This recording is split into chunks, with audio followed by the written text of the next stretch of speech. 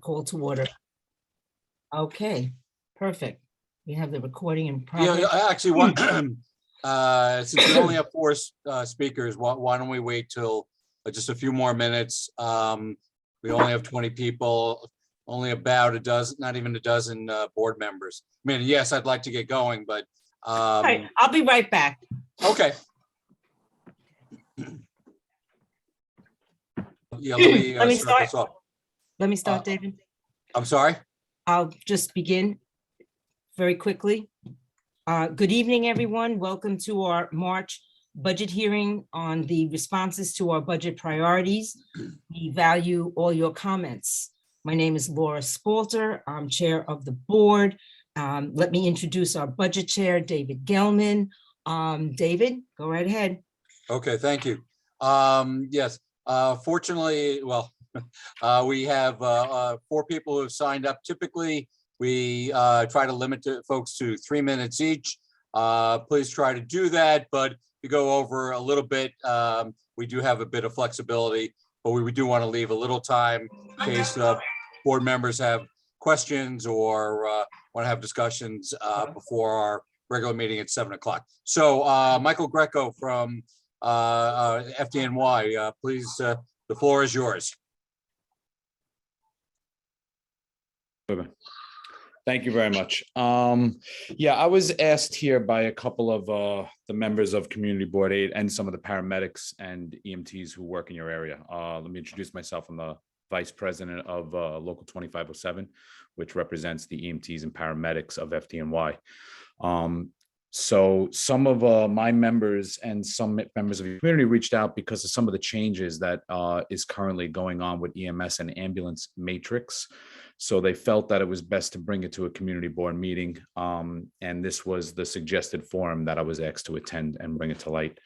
Currently, EMS is embarking, when I say EMS, I mean the FDNY, they're completely revamping the 911 system.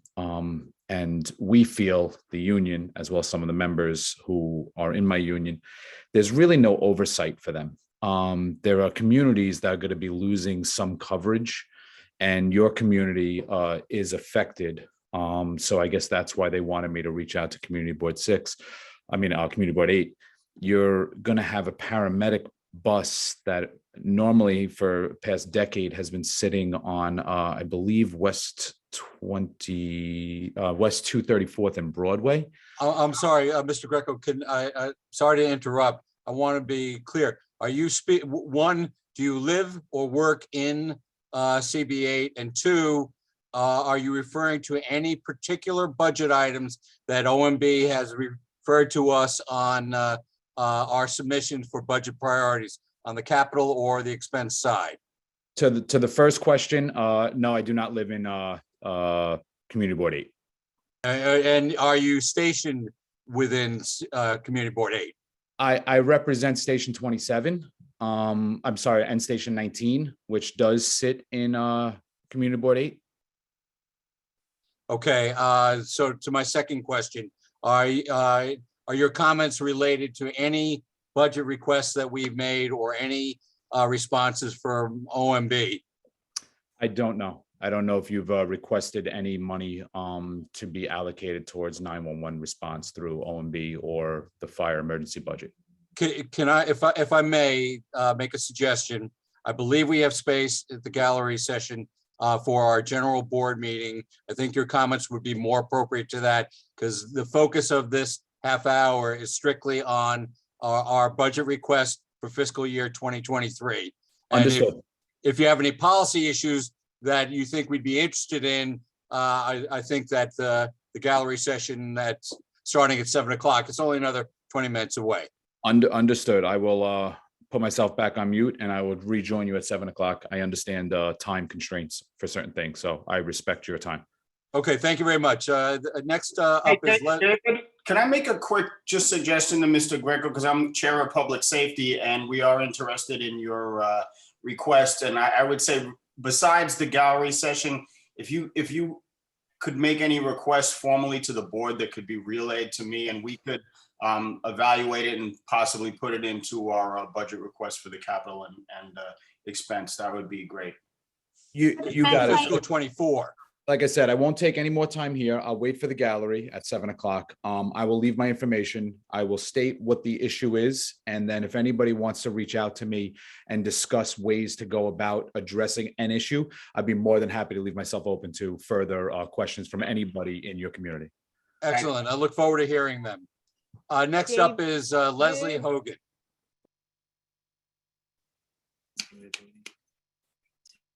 Okay, thank you very much.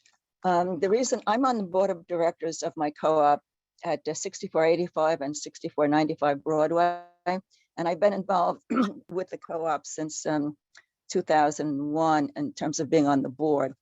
And the reason why I'm coming to you tonight in terms of budget stuff is because we have a tremendous problem on Broadway from 260th Street all the way down to Marshall Avenue when there are heavy rainfalls. The toilets of all of the apartments and all of the first floor apartments and all of the buildings on Broadway from 260th Street down to Marshall Avenue, the untreated wastewater from the sewers backs up into the toilets. And when we had the real torrential downpours this past summer, we had 4 inches of untreated sewer water in the apartments and the lobbies of our buildings. But it has been going on for many years. When I was the board president and Oliver Coppell was city council, I actually brought it to his office and was told that it would be too expensive for the city to take care of the problem now. Now that there is, the infrastructure bill has been passed. and there's Ms. money Hogan, coming in. Ms. Hogan, I need to interrupt. In the same fashion, this budget hearing is specifically directed at the requests that we made to the various city agencies about 20 or about 30 capital budget priorities and about 25 expense budget priorities for fiscal year 2023 that begins July 1st. The city replied to us about a week or two ago and made various comments. And the purpose of this budget hearing is to have community input on them and for us to discuss them. I too would welcome your comments about these problems that are frankly, unfortunately, are not new regarding your building, but I would ask you to please wait till the gallery session at 7 o'clock. Okay. Thank you very much. So You're next up will be Tara McMaster. Hi, good evening. My name is Tara McMaster, and I live at 5660 Sylvan Avenue. Wait a minute, And- Tara. Excuse me. Excuse me, Tara. I'm so sorry to interrupt. That's okay. I'd like to make a comment as chair of the board.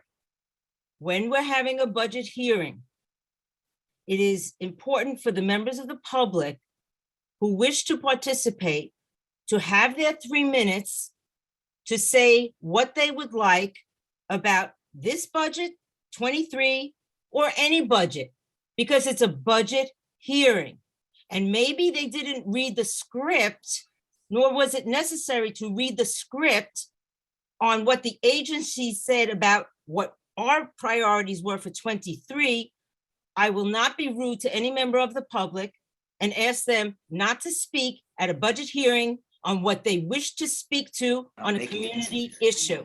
So, Leslie, please continue. Laura, since you intervene on the budget hearing, the purpose of the budget hearing is specifically to address the OMB and the mayor's comments on our fiscal 2023 budget that begins July 1st. I encourage these two people so far to come back and speak at the gallery session for the community board, the March community board meeting that begins at 7 o'clock. That is the appropriate forum to discuss community concerns on general topics. And I do not want to interfere with their comments, but they're just not relevant to the budget hearing regarding fiscal year 2023. You I'm haven't sorry heard that wasn't So you made don't know. clear up front. That's why I asked for the list of speakers this morning. So Ms. Excuse me, Ms. McMaster, please Yes, sir. go forward with your comments about fiscal year 2023. Well, I don't know if this applies then, because I was speaking about the Parks Department. Was that one of the agencies that you had wanted input about, or is that something that belongs in a different forum? Parks, generally, yes.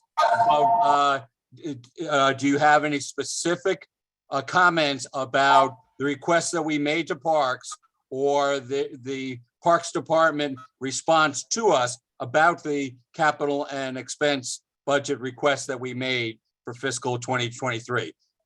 If you think that it does not relate to those budget items, Yeah, I again, know, I'm in the meeting. Okay. I don't know what the two budget items were, to be honest with you. My concern with the Parks Department budget being cut constantly and it needing to be a priority is because of Van Cortlandt Park, and also the fact that because of all the cuts, they only have one truck that monitors the trees, and we have a lot of outages and storm damage and blocked streets, and a lot of it during Bloomberg was outsourced, and the money is just not there. So although they did plant 1 million trees, there's been no maintenance. And and I've spoken to the Parks Department. This is not a reflection on them. I don't want anyone to think that. They're underfunded on every area, and they are understaffed. And with the Van Cortlandt Park, I'm on mute and everything. It's a jewel of the Bronx. They need more programs. They have too few opportunities to engage the community. And if COVID taught us anything, it's that we need more open spaces with clean air. And again, their funding is cut every year, and it's definitely something that needs to be addressed. Those are the only two areas that I was going to speak on, but I know that the Parks Department itself is understaffed, and it's, again, not anything to do with their lack of work. There's just not enough staff and not enough equipment. okay, thank you. Your point is well taken, and actually, I expect that during the meeting itself, that our Parks Chair will be discussing that specifically, and tangentially, we do address a couple of the things that you're talking about in fiscal 23. So we will make note of it. Okay, so- thank you. Thank you for your time. Finally, Deirdre? David, my hand is up. I just wanted to really quickly comment on Leslie Hogan. Just that, Leslie, you should consider attending the ENS meeting, the Environment and Sanitation Committee meeting. The street flooding is very much on the part of the discussion, and we can discuss budget priorities there. Thank you, Deb. Is The Leslie, point well taken. excuse me, David, is Leslie still on? It looks like it, yes. But Bob Yes, I Panuzzi is heard- not, so I thought I I- would. No. Leslie, are you able to speak at 7 o'clock Yes, at the gallery to give your full? tonight, yeah. Excellent, thank you. yeah. Sorry Okay. for that interruption. All right, thank you. So finally, Deirdre Burke, please, there you are. At least your tan background. Please, the floor is yours. Thank you very much. I guess this is deja vu all over again. I think this is the third, fourth, or maybe the 27th time I've spoken at a budget hearing. Looking at the city's responses, or the agency's responses to the board's budget requests, and keep in mind that I understand that when the board has a budget priority, it's not like the money is coming to the community board. The importance is to let those agencies know that this is important to the community. So if you go through the parks, and I guess I'm working with Tara, even though we didn't plan it. When you look through what's important to the community board, which reflects what's important to the community in terms of parks, and I'll lump things together. In terms of equipment, maintenance, and personnel, each response from the agency or the city is it's underfunded. And, apologies to Yogi, but deja vu all over again. It's about time that the Parks Department is not eviscerated, because it is our backyard lungs and everything that's important. And I know that I'm speaking to the choir, but I would hope that the city and the new mayor would pay attention to the fact that all of our parks, but particularly Van Cortlandt and the smaller parks, they were designed as high maintenance parks in the 30s, and they need staff, and they need machines, and they need supervision, and they need all of those things. And item after item listed on the responses is unfunded, not enough funding. And I think that it's testament to how poorly our parks are thought of by the city, by the agencies. And it's really about time. When you read in the New York Times every week how much money is wasted on all sorts of other things and how many people are getting $1 million salaries and our parks are going wanting. And, so that is a bit more than I wanted to say. The other thing, looking at the budget priorities in terms of street repair and DOT, before anything goes forward, any money is spent in the community board, the street repair has to take precedence.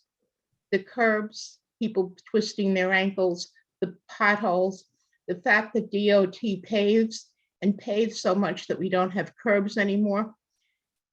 The streets are not crowned, and I know it's reflected in some places in the budget priority, but we need to take a hard look at the day-to-day functioning of the Department of Transportation and their priorities in terms of what makes the neighborhood habitable. Anyway, thank you for your hard work. And I do appreciate the time to speak, and I'm sure I'll be back again whining about the parks. Everybody have a great day. Thank you, Deirdre.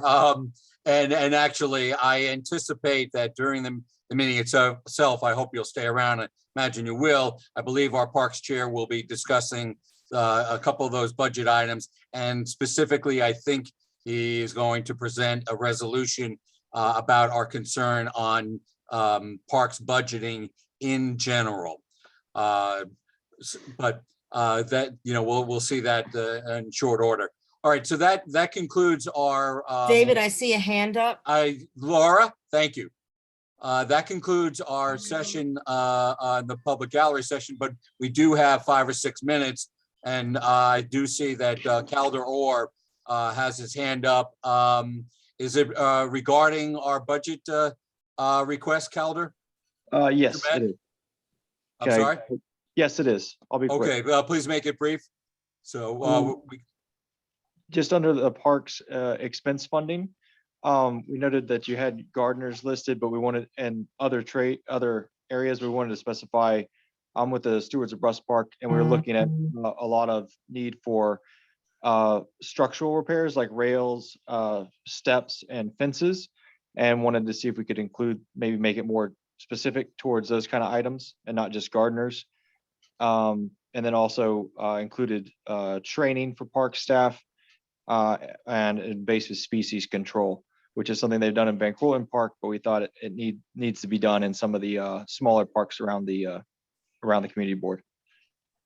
Okay, thank you. I think we'll be hard pressed to address that during in fiscal year 2023. But Ramdat, do you want to address this to see if you can reword or try to talk to Parks about that, or would you prefer to include it in fiscal 2024 as you do your budget planning this month?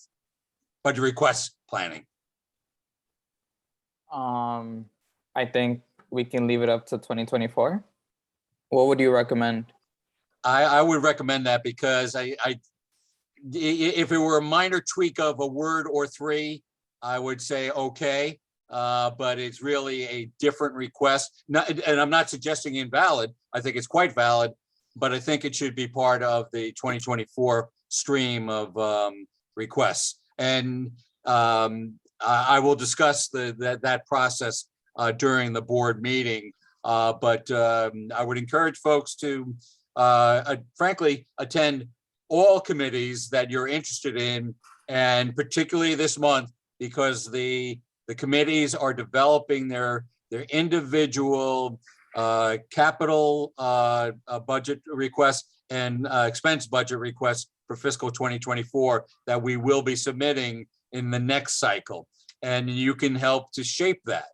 It's a little hard to shape it now for 2023 because OMB has already told us what they can do and what they can't do, and trying to shunt us aside to go ask our council member to find the money that they can't. But that's a minor amount of editorial. Any other comments from any other board members regarding the budget for 2023 at this point, or the comments that were made earlier? Well, seeing no hands, I will conclude this budget hearing for fiscal year 2023. And Laura, I'll turn it over to you to start the board meeting. If you want, you may wish to have those speakers start early, but that's purely up to you.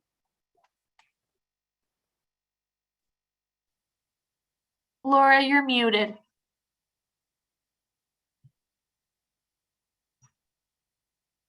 I keep getting muted and I keep unmuting and I don't realize I'm muted and I'm talking away. I'll just wait another 2 minutes until it's 7 and then we'll start. Okay, so if everybody needs to take a 2-minute break, go right ahead.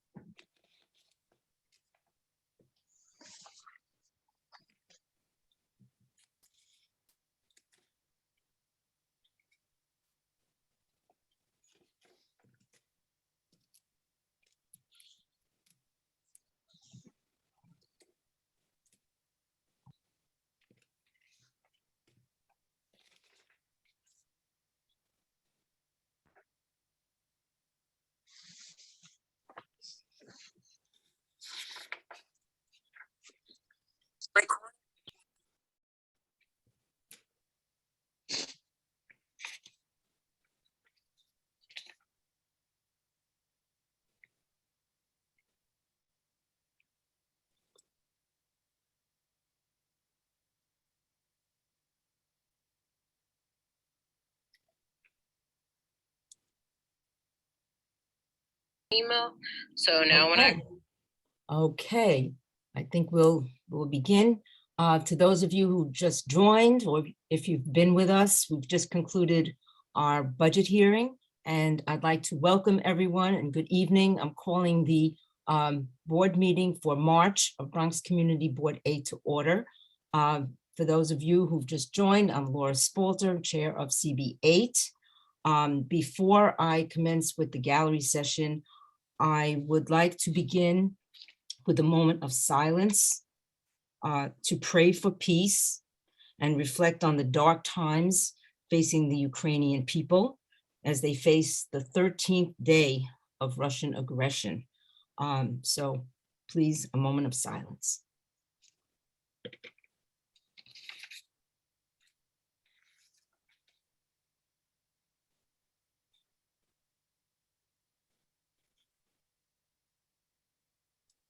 Okay, now, as always, we will begin with our gallery session. Up first, Jody Colon. Hi, thank you, Laura. It's great to be able to address the full board on Zoom. Again, I'm Jody Colon. You may recognize my name or my face, but probably my voice the most from all of the virtual committee meetings that I've been able to attend. What I'd like to speak to you about tonight is to continue to offer a virtual opportunity once you return to normal, which is in-person meetings. The open meetings law has always allowed you to offer hybrid meetings. What you might not know about me is that I am a person with a disability. I have been for the last 10 years. And what everyone is living through with COVID is my normal. I avoid in-person, indoor spaces, crowds, and close closed spaces because of a medical condition. Some of you are like, wait, we've seen you in person, Jody. Didn't you have a job? Yes, but I would have to choose my community or my job or running errands over my health. And with COVID, I became well because everybody was living my normal. I don't want to be sick again. So I ask that you provide a front door experience of a virtual opportunity to engage in the meetings, the same as in-person people are. And I say front door because last night there was the most amazing conversation at land use about talking about why are we redoing an ADA ramp at the 50th that leads to the back door when people who need mobility devices should have the same front door experience as everyone else. So a front door experience for virtual is providing an opportunity where people like me who become ill when they are in these in-person enclosed spaces can hear what's going on, see what's going on, watch the same PowerPoints that everyone else is. It's not putting a phone on the table or a tablet or laptop with a microphone that you can't hear people at the back of the room. So I hope that you will make the small investment that it takes to get the equipment. We have the technology. Corporations and even the Riverdale Nature Preservancy has been offering hybrid opportunities for people long before COVID. So I would like to advocate for that. I hope you do it. And if for some reason you can't, I will miss you all very much because this month will be my last meetings unless I can continue virtually. So please let me stay healthy and not have to choose between my community and my personal health anymore. Thank you. Thank you, Jody, and thank you for all you do in the community. We will work very hard to keep our meetings as participatory as we possibly can. Again, thank you, Jody. Next, we will have Michael Greco from FDNY. Michael? Yes, hi. Thank you for having me. My name is Michael Greco. I'm the Vice President of FDNY EMS, EMTs. So I represent the EMTs and paramedics of the City of New York. Some of you are members who work at Station 27, which I believe is in your community board district, asked me to stop by your board meeting to explain some of the issues that is currently going on that you might not be aware of. And it has to do with EMS currently revamping the 911 system, which we feel is with very little oversight. And that has led to some deletion of units, long-standing units. And I think for your community board, the most affected would be, we call it 27 Willie, but it sits on West 234th and Broadway. And that's a 12-hour truck. It used to be a 16-hour truck, and that unit is getting deleted. So they felt that it was worthwhile for me to come down and explain to your community that you are going to be short a 911 receiving ambulance that you've had the pleasure of for well over a decade. And that's a result of this overhaul of the 911 system done by EMS, which has not gone through any sort of evaluation from City Council or anything to that nature. May we ask questions? Yeah, I'm here to answer any questions. Where in time is this movement? Because we haven't heard this, and so where is more information on this, and where in the process of change is it? So the change is in public yet. That's what we feel is a problem. So there's two issues. One is the individual communities, and that's what I'm here speaking to you about, your particular individual community. And there's also the city as a whole. So this was done from contracts, and when COVID hit, everybody saw the news of different ambulances flooding the 911 system. So since that change, COVID, there was an emergency staffing level that went out throughout EMS, which means every single one of the employees of EMS had to switch to 12-hour tours.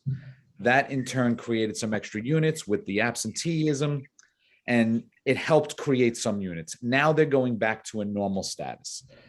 So we were under the impression they were going to pre-pandemic levels, which would still include this unit 27, Victor. They decided through some program, it's called the MAP program, that the fire department runs, and it's on the EMS side. It goes back to the issue of no oversight. We don't know how to, we don't know, other than 2 people in the fire department who control this MAP unit. And then I have to talk about you the way you talk about me. It's called an optimization. So they, through a computer program, decided to optimize where ambulances go. And this program has spit out that certain communities do not need ambulances, that the units could be placed either somewhere else or just deleted altogether. And your particular unit was deleted. And somebody, I mean, I can read off the reasons why. I think you got 15 nursing homes in your community, and nursing homes are the highest users of ALS or paramedic. I'm sorry, I don't want to use acronyms, of paramedic ambulances. So that's what that's what your community has lost starting April 3rd is when this program goes into effect. Wow. Thank you for this information. I see 3 hands, Dan and Chuck and Ed. And Laura, Dan? after board members speak, may I also just provide input, because I've also been in touch with FDNY on this issue. Well, Kira, why don't you say, make your comments now, and then we'll get to. Okay, I'll be brief. So Michael Greco and one of the local paramedics from our district reached out to me. I added this to the district service cabinet meeting, which was held earlier this week. And FDNY has explained to me that these cuts are pre-pandemic, and we were given an extra ambulance during the pandemic for an increase of calls, but I've just learned a little bit more information from Mr. Greco here.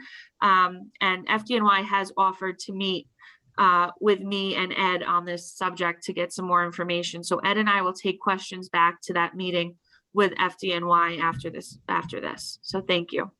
Thank you, Kira. Thank you. Dan.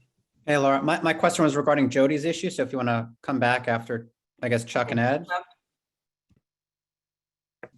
Chuck. Okay. Mr. Greco, I have to say this in advance. I am a member of the New York City Board of Collective Bargaining, and you know what we are. Now, if I weren't, I would have said to you, how come you haven't filed a grievance with BCB? But that's something you have to think about, because it clearly has an impact not only on the community, but has an impact upon your force, your workforce. If I may, we are in the process of trying to file an injunction over this for I can't talk to you about that. I have a conflict. But I also have an opinion.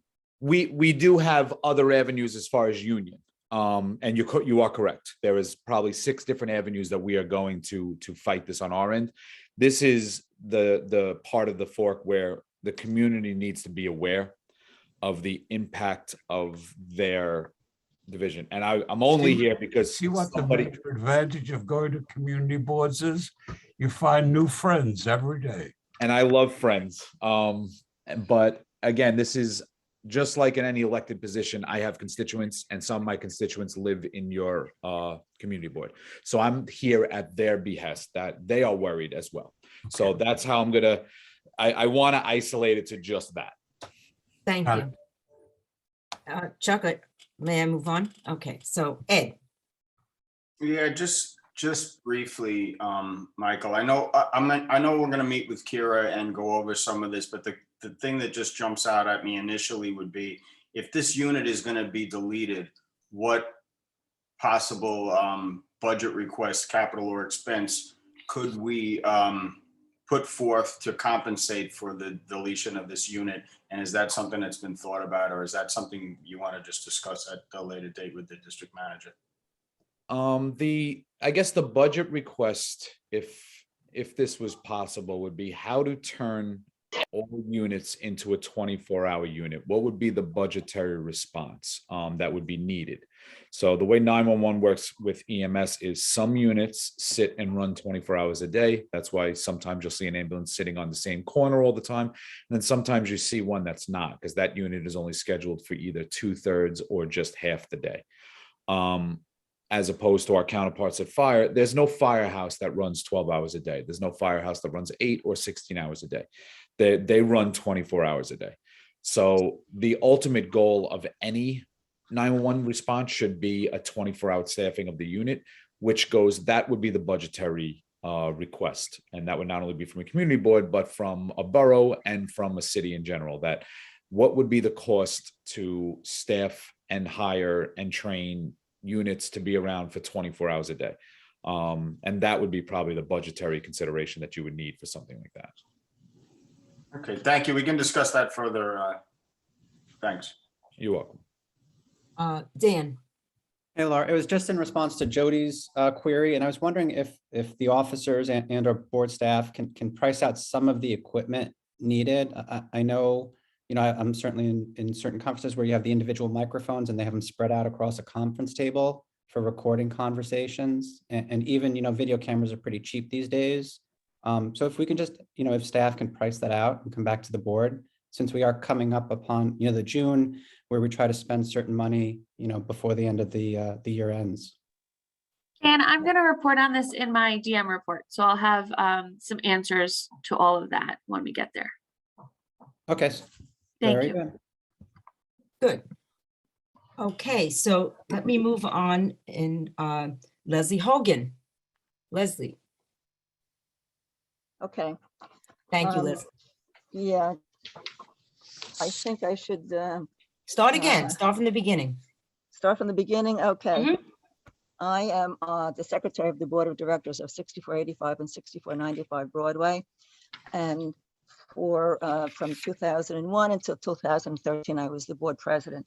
Okay. We have a serious issue with the sewer on Broadway, particularly between 260th Street south down to Marshallou Avenue, where we have tremendous overflow of untreated sewer water coming up into the toilets of all of the first floor apartments and all of the buildings, not just our building, but the other apartment buildings on Broadway when there is a torrential downpour, and the manhole covers of the sewers on Broadway explode up into the air. And I brought this to the attention of Oliver Coppell's office. When he was on the city council, I was told by his engineer that it was going to be too expensive for the city to do anything about it. Now that infrastructure bill has been passed by Congress and there is money coming into cities, this was the only place that I knew to start with at the beginning to bring it to a local level. What we did in our building was we hired a plumber to come into our building and to try to make an assessment of what could be done in our building if that would remedy the situation. And we have gotten this report from the plumber saying, after surveying an inspection of the building, we are of the opinion that it would be almost cost prohibitive. We feel that the city DEP should be responsible to replace the storm sewers in the street with larger sewer lines to accommodate the heavy deluge caused due to climate change. The flooding occurs up and down Broadway, which is indicative of a systemic problem in the street, which DEP should be able to resolve. And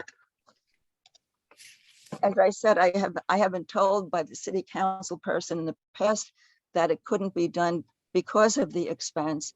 Now that the money was coming in this infrastructure bill, plus the fact that on November 3rd, the New York State voters passed an amendment to the New York State charter or constitution, whatever, saying that New Yorkers should be required to have a healthful living environment, and we don't. We have untreated toilet water coming into all of these apartments, and I'm coming to the community board as the most basic first step to request that how do you take this information to DEP so that somewhere along the line something can be done, because this is now contravening the amendment that was passed by the New York State voters who want a healthful living environment, but we don't. And we can't until something is done. And also it means that no further construction, no further construction can be made on Broadway north of Marshall Avenue, because that just adds to the sewer water that comes into the apartments on the first floor of all of these apartment buildings. So I'm coming to the community board basically to present this problem and to ask for what is the next step to take. Where do I go next? Do you have a DEP committee? I don't know. So I'm coming to you people basically for help. Leslie, thank you. Definitely come to the Environment and Sanitation Committee meetings where flooding, combined sewer overflow, sewer sanitation issues are addressed. So this is very important, and thank you for this report. Thank you, Leslie. Laura, may I? I'm on. Yes, definitely, Bob.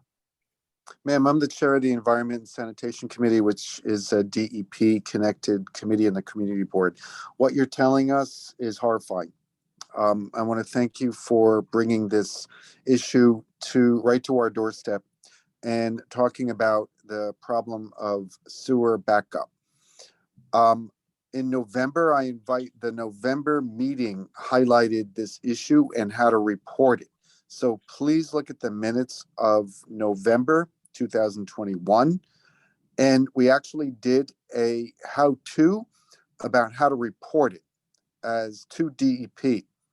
It's absolutely critical that they see that there is a capacity problem north of Mushaloo. This issue came up and it needs to be put in every single time there's a storm 311. And I recommend going on to 311 online, not with the phone, so you can identify there's options for sewer backup. Please take us up on this and we will revisit this. When it's on our agenda again, I will make sure you're invited and speak about your issue. I can't thank you enough for bringing this to our attention.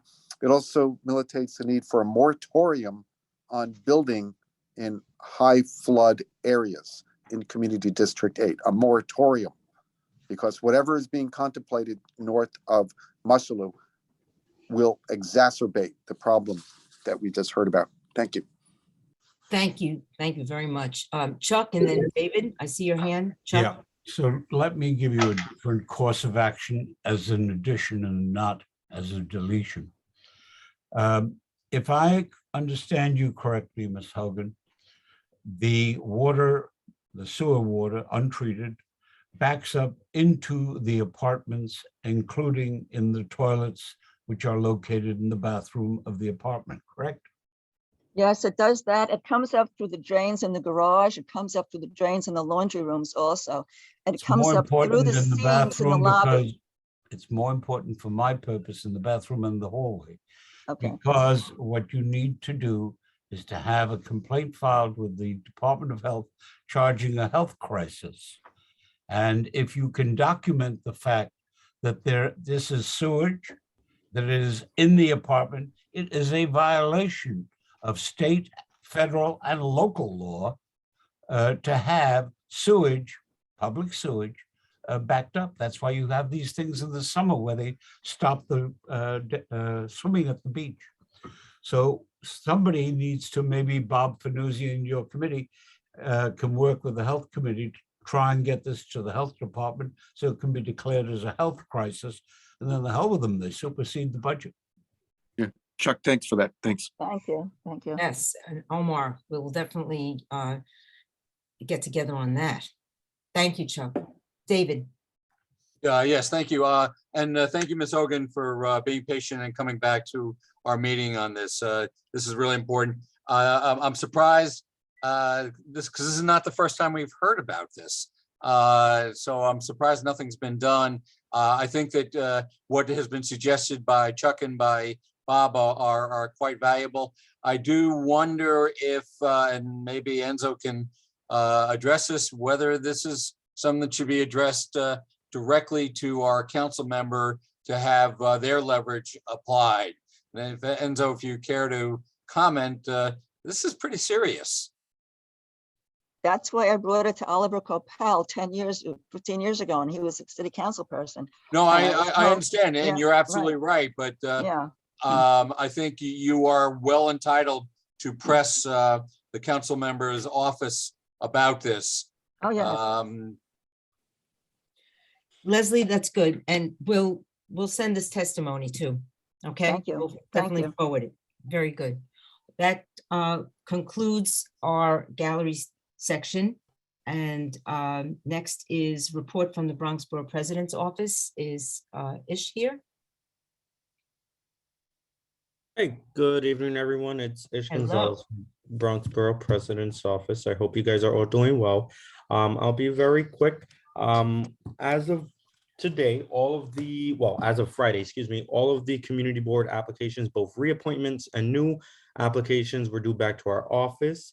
If anyone experienced any difficulty in sending it over to our office or couldn't get in contact with our office, please feel free to reach out to me. I'll be more than happy to help you guys with that. Also, for the current board members, the link for the annual sexual harassment training, you can expect to receive that within the next couple of weeks, maybe I would say in the maybe next 2 weeks or so. So once you get that, of course, you would have to complete that and forward the certification back over to our office. And lastly, our office, excuse me, is having an Irish American Heritage Month event, and that's going to be held on Tuesday, March 25th at 5:30 p.m. at the Rambling House in the Woodlawn section of the Bronx. So if anyone is interested, you do have to RSVP, but I'm more than happy to send that information out to anyone that's interested. That's all I have for you guys today, and thank you guys. Ish, did you say Tuesday, March 25th? Yes. Okay. Tuesday is the 22nd, the 25th is Friday. Oh, sorry. Give me 1 second. Yes. Well, it's the 25th. Sorry. Okay. I don't know No, why. Friday. The Rambling House is a great place to have. You've had, the office has had some there before. Thanks for the correction. Yeah, sorry about that. Good catch. And Ish, I'd just like to add for the board members that when for the sexual harassment training, we will be able to do that at home on our computers. And that once it's completed, we will get a certificate from the BP, and that certificate gets forwarded to the office. So that's the complete cycle on that. Yes, 100%. And if I can just jump in one more time, and I'm so sorry, I just double checked on my email here. So it was Tuesday, but it's the 15th, not the 25th. Sorry about that. Okay. Well, thank you so much, Ish. Thank you, guys. Next is report from the 50th. Oh, then Laura, can I just ask a question? I apologize. Oh, I'm sorry, I didn't see your hand. Go ahead. Okay, so no, that's okay. In the past, I just want to clarify this. In the past, if one did not do this training, you would not be able, a member would not be able to reapply or be part of the board. Is that, do you remember is that still the case? In other words, it's not just the training. If you don't do it, you're not going to be allowed to continue as a member of the board. Is that still the posture of the Borough President's Office? As far as I know, yes. I haven't received any directive that's changed. Right. Okay, thank you. Indeed, it's in the application when we reapply for our reappointment letters as well. We sign that particular thing. But thank you for pointing that out, Rosemary. It always is good to be reminded of that. And I see Steve Fruit has a hand up. Just a quick question for Mr. Gonzalez.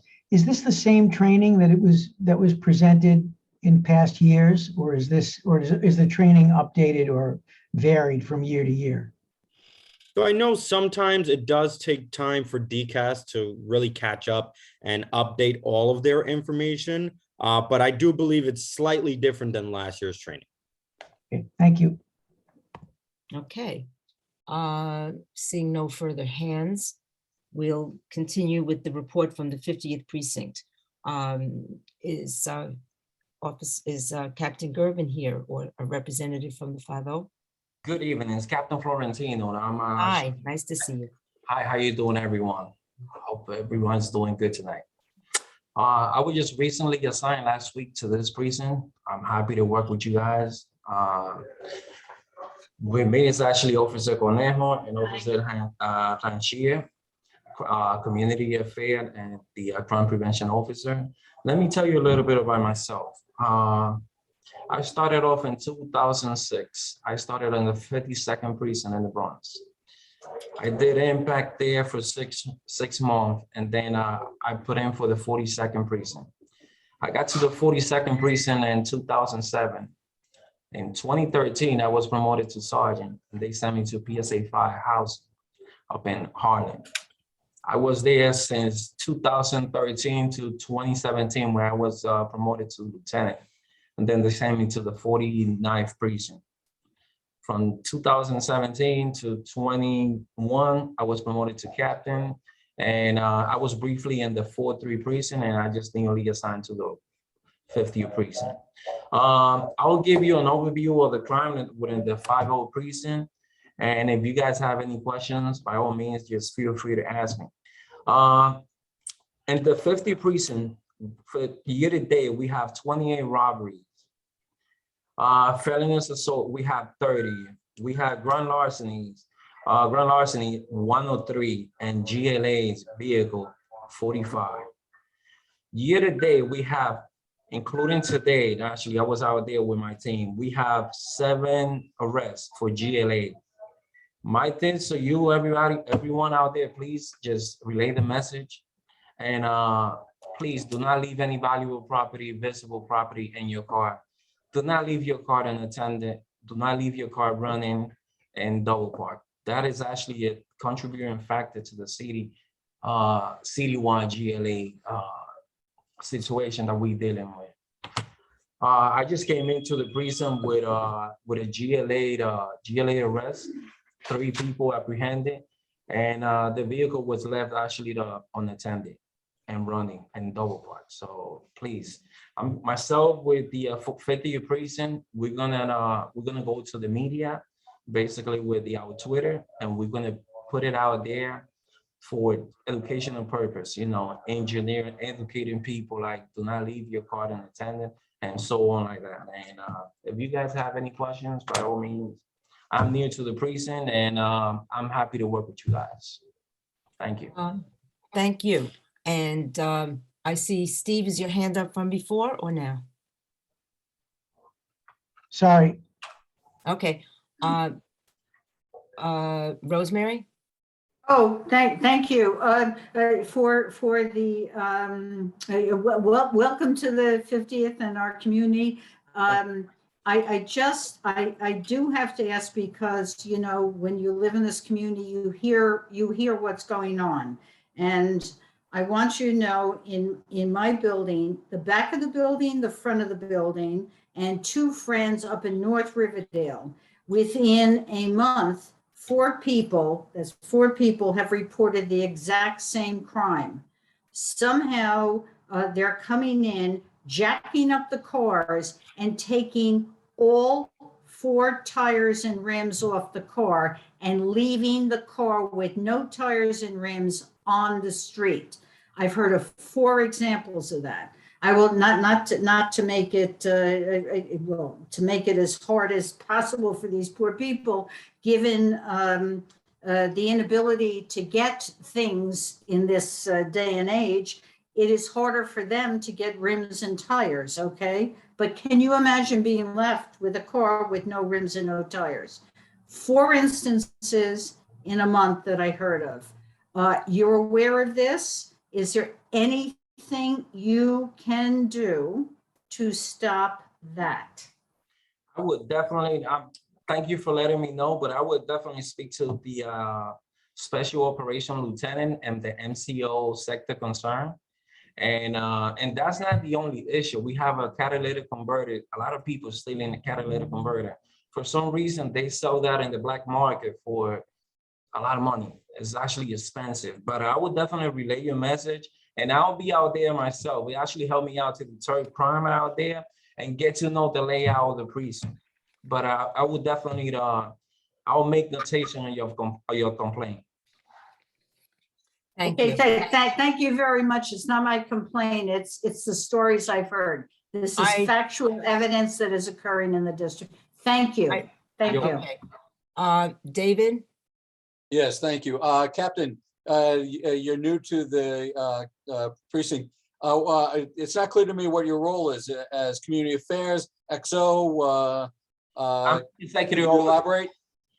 I'm the second in command with Charlie Gervin. He's the commanding officer. I'm the executive officer, and I will be working hand in hand with my community affair, my crime prevention officer. And I like to be out there myself. You know, it helped me out to deter, like I mentioned before, to deter crime out there and get to know the people, the community, and just to get involved with the community. So you'll be the XO like Captain Gervin was before he was promoted to. That is correct. CO. Thank you. You're welcome. Ed, your hand is up, and I want to put a plug in for the Public Safety Committee. I see there are a lot of hands and a lot of issues, and I'm going to encourage everyone to attend public safety. Bring your concerns, email the concerns, we'll forward them to Ed. So go ahead, Ed. Yeah, I'll be brief. I just wanted to welcome the captain and say I'm Ed Green. I'm the chair of the Public Safety Committee, and we welcome and appreciate your experience. And I look forward to working with you. And I know this possibly coming March meeting could be our last Zoom meeting, so we probably are going to be meeting in person soon. And I just wanted to welcome you and thanks. And I see you got two terrific officers there behind you, so that we love them. So Very good team. Thank you, Ed. Chuck? Captain, the two terrific officers behind you will have heard this pitch of mine before. But since you're new, I'm just going to call it to your attention.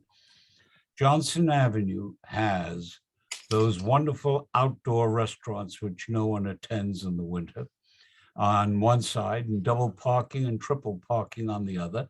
And if you're very lucky, you may actually get through there.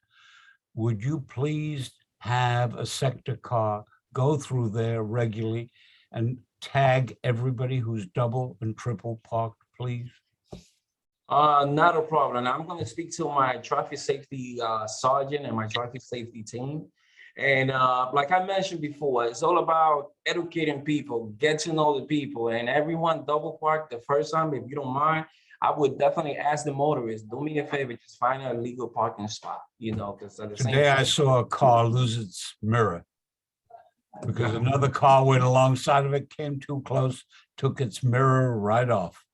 That stuff is tolerable, not good, but tolerable. If somebody gets hurt, that's intolerable. That is totally unacceptable. Thank you for bringing me that complaint up to me and making me aware of it. And I would definitely direct my traffic safety team to address that condition. I would definitely, no problem. Thank you. Thank you. That will be our last question. I see a hand up, but Joseph, at this point at the board meeting, the public doesn't have the opportunity to ask questions.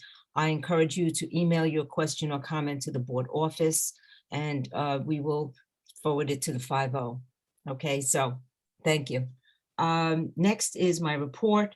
I want to bring everyone's attention to the article that appeared in last week's New York Times on corruption. It was the focus of the article was the African American Program Commission Incorporated, which is the vendor, the not-for-profit that has partnered with the Department of Homeless Services to for the homeless shelter proposed for 6661 Broadway. The article focused on corruption, fiduciary violations, nepotism, conflict of interest, millions of dollars spent. And this was, of course, upsetting And we, on December 23rd, I wrote on behalf of the board, a letter to the Department of Investigation with our concerns and about AAPCI. And not realizing that since 2017, they have been on the radar of the Department of Investigation. So we, on top of this new expose, I wrote a letter this week to the mayor, CCing all the elected officials. Real guns or like? Excuse me, somebody has to mute. Okay. In this letter, I pointed out our concerns with the corruption, with the past exposés, with the model, the problems with the model of that's really warehousing, not housing, and the lack of transparency and, other issues, and that we request that the mayor, in light of all this expose and corruption, shine a light on this and oppose this contract being approved when and if it goes to the controller's office. So at this juncture, we can safely say the contract remains at the Mayor's Office of Contract Services, MOX. It has not gone to the Controller Lander's office. At exec, there were some issues with, the fact that it's not registered, and in order for a not-for-profit to collect any money, a contract must be registered formally by the controller's office. And it was raised, can they spend money anyway? Can they go ahead and buy the property, which they are in contract for and have been in contract for many months? So I sent a letter to Mr. Pulo at MOX, basically asking if there's any way that AAPCI can move ahead anyway. And I'll read you his response. Mr. Pulo from MOX said, we're not able to discuss selections and or awards that are under review. No surprise there. We can say that contracts are not valid until registration by the Office of the Controller, and all vendors eligible for award must be determined to be responsible. And that I hear a hopeful note for us. And then he added, it would be inappropriate to discuss the deliberative review of any city vendor. So at this juncture, we could say about the shelter, it is basically on hold, is being investigated. The AAPCI is being investigated, and we will stay on top of the situation and hopefully get a response from the mayor, where we asked him to step up here and make an example of his office, cracking down on corruption, using this as an example, we hope. Okay, that is my report, and I'll turn it over to the Treasury's report. Joy. Oh, I see one question, one hand, I'm sorry, Marty. Yes, at the LRE meeting last month, we talked about the hearings held on concerning the street cafes and sidewalk cafes. And we have time to discuss it in the board before it goes back to the city council. I was just wondering if you thought about which committee ought to be looking into that. Well, it could be T&T because it's Department of Transportation. It could be Economic Development. Because it involves all the merchants, the businesses. So why don't I circle back with you on that, Marty? Let's think about that, and I'll talk to the chairs. Fine. Okay, good. Any other hands? Okay, I can't tell now because the screen has got the Treasury's report on. So Joy, you got the floor. Good evening, everyone. Thank you, Madam Chair. This is the Treasurer's report for fiscal year 2022 March. The budget is little changed from last month, except that the December mod finally registered. And as previously reported, that delay was caused because the mayor's budget took priority. For item 1, personal services, the board has spent $89,034 to date. Other than personal services 1.1, we've spent $9,421 to date. There are no budget mods for March, item 1.2, but we do expect for next month's budget. Item 1.3, there are no requested funds this month, but there is $6,253 in encumbered funds. And item 1.4, this is our rent and energy bill, which is separate from our standard community board budget. And one thing about the PEG that had been discussed last month, the program to eliminate gaps, the mayor's budget did not call for that, but as previously reported, we do have a cushion of $30,000, so we're prepared for that contingency if it happens. And that's the treasurer's report for March. Thank you. I can't see, okay, now I can go to, Rosemary, you have your hand up.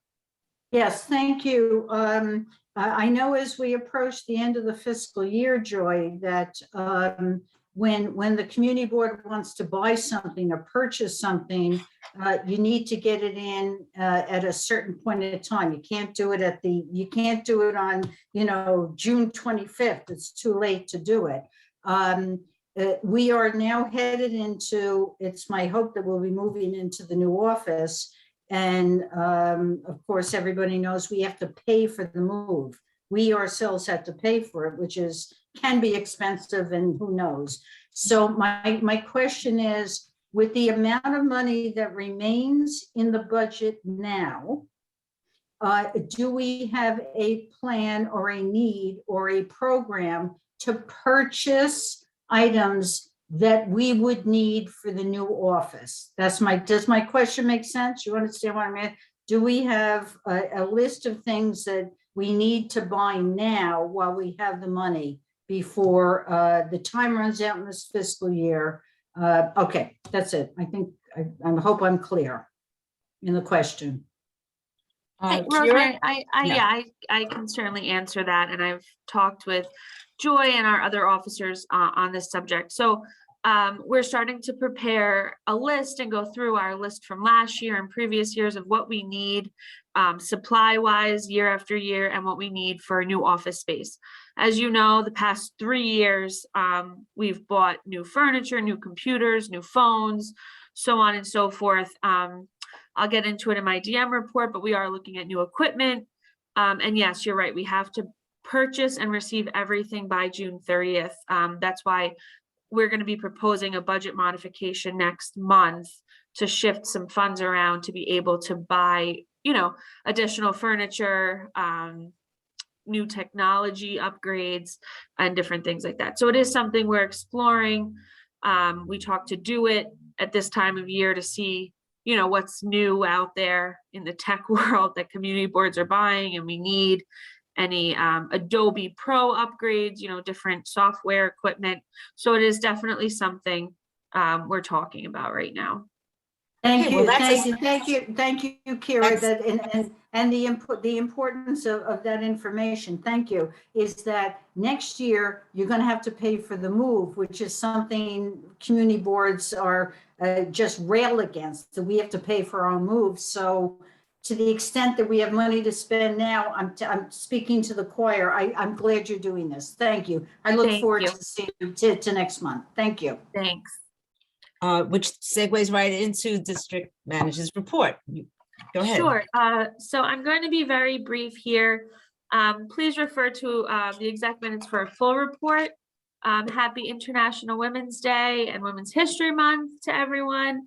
And I just want to focus briefly on in-person meetings, moving to a hybrid model, what that means for us, what we're working on in the office. So number one, this is all moving very quickly. We haven't had much time well, we've had 2 years to prepare for this moment, I guess. And, it's always been in the back of my mind. I just never really thought we would get there. But here we are. We're working diligently to get physical locations for our meetings. So that's my first priority. It's not easy. We've gotten a few, but we are also getting no answers from a lot of places. So it's been a struggle to get physical locations for the board to meet, because board members will be required to be physically at a meeting.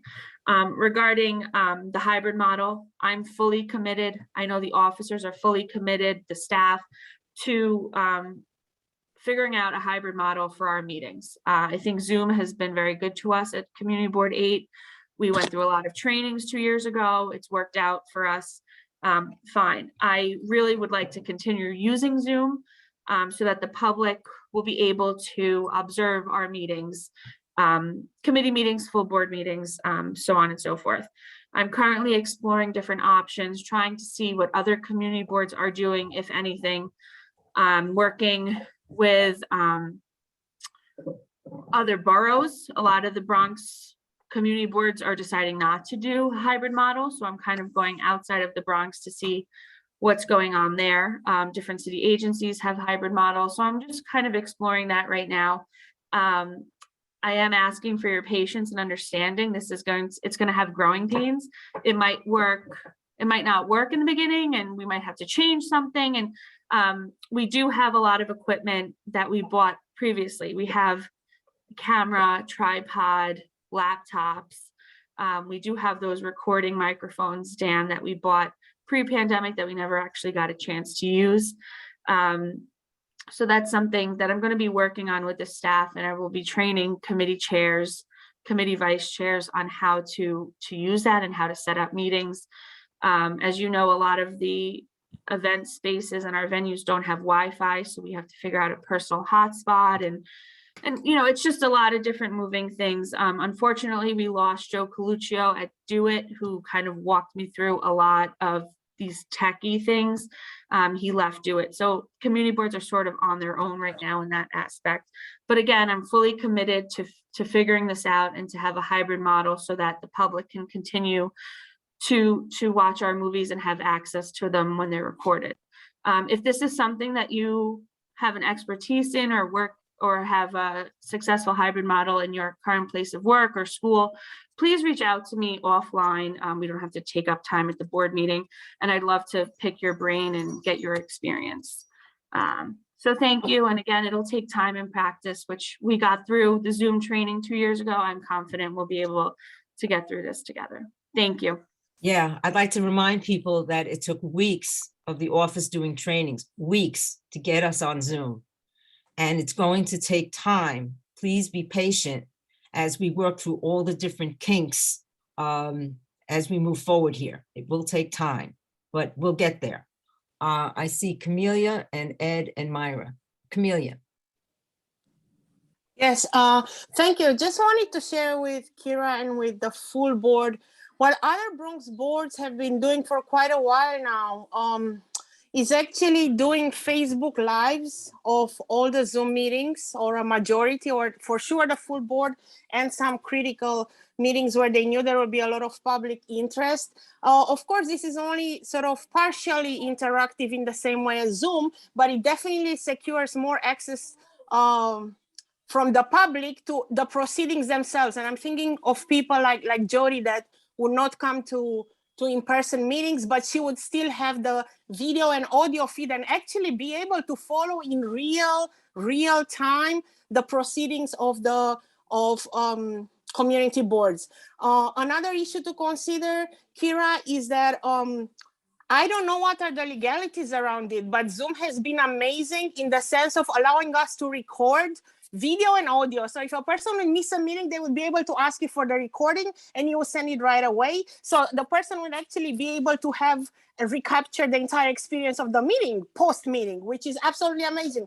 I don't know, other Bronx boards were doing this before COVID, the actual audio recording, but please inquire if this will be allowed, because again, Zoom has been tremendously valuable to us in actually pointing to issues and being able to fully record the proceedings above the regular minutes level. And just to wish you good luck. Hybrid is a mess for everybody that ever tried it. So let's hope somehow we will get ourselves together to make it work. Thank you, Camelia. And just so you know, one of the reasons I love Zoom is the recording. We get many people asking for the recording a day after a meeting. And a lot of you may not know this, but we have always recorded our meetings as much as we can on tape recorders. Pre-pandemic, that was always made available in the office for people who needed it. But Zoom is just so much easier to share a link if we need to. I see. I'm going to try to keep our questions brief because it's 10 to 8. I'd like the meeting to close at 9. I failed to say that in my chair's report. If we could just keep our comments brief. Ed, then Myra, then Rosemary. Ed? Camelia said so many good things, and that I was going to touch on a lot of those, but one of the, we kind of keep asking, what are other community boards doing? What should we do in terms of making this a hybrid meeting? I personally feel, in light of how well this experiment has worked, it's time, like some of these old rules are arcane at this point. We found a better way, so to speak, because community input has been that much greater. It's made these forms more accessible to people with disabilities, et cetera, et cetera. So my question would be, can our local authorities or our government or whoever is the creator of these rules be lobbied by our community boards, by whatever powers that be, to actually change the rules on some of these things as far as in-person is concerned? And that I guess that's for Kira and whoever to work out, and but somebody needs to come to From your mouth to the governor's ears. We will continue to lobby. We've lobbied from the beginning, and participation has been off the charts, for the public, for the members. So absolutely. Ed, I want to move on if possible. All right. I just want to know I'm not going to be able to get through all these questions. With the hybrids, with the other community boards, why are they resistant to it, Kira? Can that wait till another day? Yeah, and I'm happy to go into it. There is a lot of back and forth and not much Because it's very support, difficult. on this. Yeah. And you know what? The chairs are going to be responsible for picking up all the equipment at the office and returning it immediately and learning, having to use this so it works. There's a lot of training and a lot of issues involved. It's not easy like it is right now. It will not be that. If anyone wants to reach out to me directly, I'm happy to speak more on the subject. It's something I've been focusing on day after day. Myra? Yeah, so I just want to put this out there. A source of stress of everybody is in regard to going to meetings in person, Yes. which I is inevitable, and I'm really fine with that. But the source of stress is getting home. Okay, I don't have a car. There's a bunch of us who don't have cars. I don't like begging for rides to get home. I would like to be able to go to a meeting and know that I'm going to have a ride home. So I think that's we'll all all. be working on that. We'll Okay. all be working on that. Absolutely. We'll on carpooling. Thank you, Myra. Rosemary, and then Dan, and then I think we have to just move on, or we're not going to finish tonight.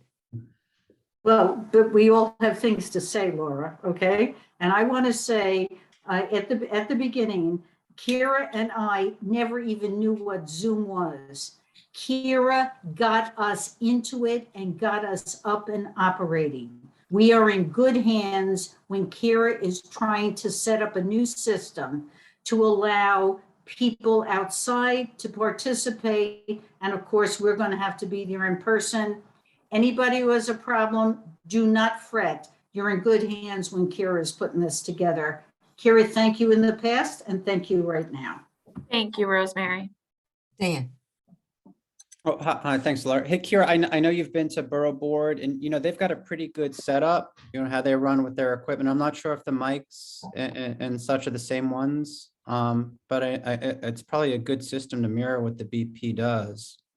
Yeah, we have, unfortunately, the BP has a lot more money to live stream and record their meetings, and they meet in a consistent place each month. Yep. We're not that So- lucky, but yes, we have, we've worked with them on purchasing our equipment and sort of copying what they have, similar to what they have. So our equipment's very similar to the BP's then for us? Is it, and It's portable as newer, well? Newer. so it Oh, it's should be newer. better. Oh, even better. Okay, great. Is it portable ours or is it meant for kind of the board office? No, it's portable, but Excellent. again, it's like a Excellent. whole little suitcase we have to schlep around with us, which is fine. And again, we had bought it right before the pandemic, so we never really got a chance to use it or test it out, so. It's okay. I'm used to the big speaker and that screen, so I'm sure this will Yeah. be okay. Thank you. Exactly. It's good to hear. It's good news. Thank you. Mhm. Report from the New York City Department of City Planning. Anyone here? Okay, roll call. Roll Rob. call. Okay. Can you hear me? Yeah. Yes. Okay. Sylvia Alexander, Present. Constance Barnes Watson, I think I saw her. okay, I think so. I'm here. Bob Bender, Here. Kelly Buford, Present. Chris Calhoun, Present. Joy Campbell Privateer, Present. Sebastian Chitalapoli, Present. Courtney Dastis Galvin, Present. Lisa Dowd, Present. Margaret Della, Margaret Donato, Present. Paul Ellis, Present. Dia Morris, Estanio Bell, Moses Asemia, Present. Bob Fanuzzi, I'm here. Nick Fazio, Steve Fruit, Present. Dave Gelman, Present. Rosemary Ginty, Here. Julia Gomez, Present. Ed Green, Present. I'm here, Osvaldo Jimenez. Osvaldo Jimenez, sorry, I underplayed that. I saw him earlier, we'll come back. Oh, was that him?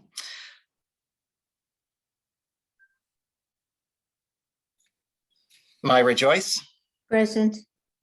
Bob Kaplan, Here. Chuck Merdler, Present. Ted Morris, Omar Murray, Present. Dan Paternick, Present. Tracy Pardo,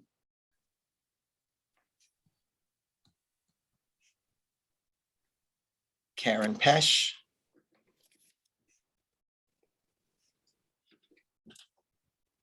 Rita Proctor Lowe, Present. Present. gotcha. Okay, great. I wasn't sure it was on. Yep. Julie Reyes, Present. Georgia Santiago.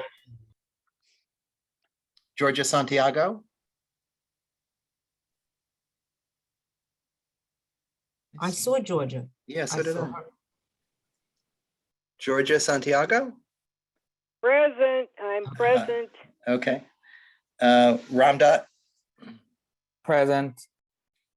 Laura is present. Camelia, Present. Deb Travis, Present. Stephen Vasquez, Present. Sergio Villaverde, Present. Marty Walpoff, Present. and I'll just go back to Osvaldo Jimenez. No. Margaret Della. No. Nick Fazio. No. And Dia Morris, of course not. Okay, because, okay, that's it. Thank you. Thank you. Before we begin our committee reports, if there's no objection, I would like to move land use to the first committee report. Chuck has to leave If there are no objections. Okay, not seeing any. Chuck? Thank you. I'll try and be as brief as I can. The first order of business is a resolution adopted at last night's Land Use Committee meeting. I apologize to you for it coming to you as late as it did, but it happened only last night and took time to put together. By the way, I noticed there's a typo in the first whereas clause. It's missing an S at the end. That building has been before us on 3 occasions. And we have talked with the architect, and he has indeed made a number of accommodating changes. Originally, it was entirely a railroad apartment, namely, in order to get to bedroom 1, you had to go through bedroom 2, et cetera, et cetera. That is one change that he did make by providing instead for hallway. There are 2 other issues as to which members, the majority of the members present, voted that they wanted those to be conditions of any approval, and they are stated in the resolution. If it's all right with you, you can either just look at the resolution which is up there, or I can answer any questions you might have.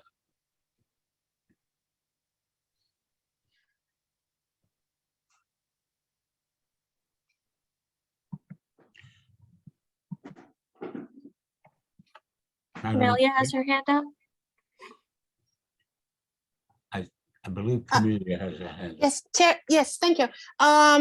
So Chair Moeller, if I may just ask for a clarification as far as to sort of the expected process. So when we say be it resolved, Land Use Committee approves the application on condition that, and there are 2 conditions, are we expecting this applicant to sort of come back to us to confirm that they fulfill those 2 conditions for a 3rd time they would be in front of us? Or sort of what means do we have to like enforce or check this versus a regular approval that is a regular approval? Regular approval is straight across the board. You say yes. There were reservations on these 2 issues, and they are stated as conditions for the Board of Standards and Appeals to consider. The hope being that they will condition the grant on these compliance with these requirements. You see, the Board of Standards, not us again. Basically, we pass the conditions on for the Board of Approvals for their consideration. Is this correct? That's where this goes. Yes, That's thank you, thank you. Got it.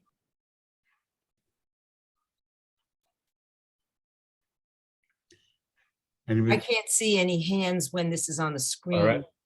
Then let me move on to 3 other matters.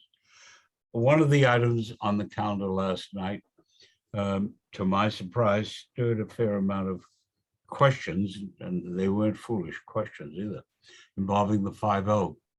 The 5.0 is contemplating some changes to comply with the ADA provisions of law, and they would involve entrance and exit. And we had a plan put forward, or the outline of a plan put forward to us by the Department of Cities or Construction Services, and a schematic showing what was contemplated.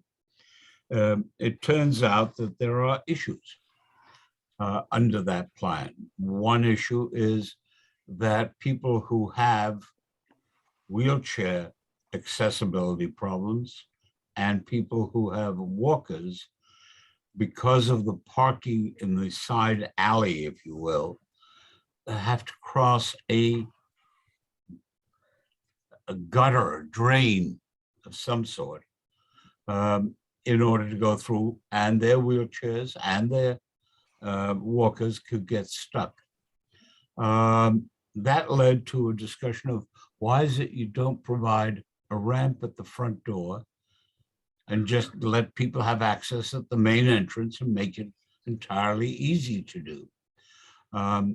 With that in mind, the matter was put over for a month to permit discussion between DCAS and the 5-0 to see if things could be done to accommodate that approach. Apparently, it had never been considered by DCAS or the 5-0. So we'll see where that goes, but I wanted you to know it was considered and that was a problem. Whether the city will spend the money for the ramp is another matter, but it's an issue. There are two other issues I want to talk to you about quickly. One, at the last meeting, I told you that with the recurring stag comments already starting to pop up on Riverdale Avenue, I thought it was appropriate to have a working group deal with that issue, and that group has been appointed. It is Marty Wolpoff as chairman, David Gelman, and Mark Gotthof, who is a non-board member, who is president of the co-op immediately adjacent to it and has been photographing what's going on there from day one. So he is probably the most factually cognizant of what's going on there. So that's that committee. Mark and Marty have been talking. We're going to have a meeting of the various working group members sometime next week or the week after, so we can lay out a plan of action. But we'll see if that helps provide additional policing of this stag site. The second is a more long-term issue and a very serious one. The governor has announced that she is supporting a proposal effectively ending all zoning districts that are for family use only, for one-story family houses, and that she proposes to do that. The first response has already come from the Borough of Queens. Opposition, they believe that there are some neighborhoods, regardless of racial content or population, that need to have, and people want to have, single-family homes. And the abolition of those not only forecloses an aspiration, but doesn't do a damn thing for anyone. But in any event, this is a serious proposal. It's a long-term proposal, would have an incredible impact on communities like ours. And therefore, I have a working group on that, which will consist of myself, Rosemary Ginty, and Julie Reyes will start working on it. Julie has unique qualifications for that and anything else, I might add. And so we'll start looking at if there are others in the community who have a need, just let the board office know if they want to participate in that. While on that subject, Mr. Calhoun, last night at the Land Use Committee meeting, a young lady from your Marble Hill area reported that there are some serious issues arising in terms of new construction, including construction by Timbers, which has done such a lovely job with the Villa Rose and other parts of the Bronx and Riverdale, that need to be looked at. Since you are our resident expert in Marble Hill, I've asked her to get in touch with you. And if this becomes something of magnitude, I think we're going to have to focus very heavily on it. We've had 2 applications involving the area in the last year alone. That's more than we had in the preceding 2, 3, 4, 5 years. All right. So if you could keep an eye on that, that would be much appreciated. You got it, Chuck. Thank you for the accolade. Thank you. And that, I believe, does it for us. Our next meeting, I believe, is April 4. Chuck, are we voting on that resolution, or did I had to run to the Yes. restroom for 2 Yes, seconds? yes, Did I miss that? apologize. Okay. Thank you. You caught me and you got me good. I deserved it. Bob has his hand raised. Well, I had my hand raised for exactly the question that Laura just asked. we moved off the resolution without ever voting on it. Bob, you're right as well. Madam Chair, can we go to a vote? I move the resolution. Yes, now you're voting on the entirety with Part A and Part B. Well, of your- a single In other words, resolution. at Landscape, I it's understand you one- did it separate, but now it's on the entire resolution. Correct. Obviously. Okay, Yeah. all right. Is there anyone opposed to the resolution, land use resolution? Okay, is there anyone abstaining? I don't see any hands, so we passed it unanimously for BSA. Thank you very much. Rosemary's hand is up. Rosemary, is that an abstention? No, it's a okay. question. When is the Board of Standards and Appeals hearing on this? That's my question. The last week of March. I have to check. I think it's the 28th or the 29th and 30th. I can send you an exact. Thank you. date. Yep. Thank you very much. Thank you, Kira. Thank you. You're welcome.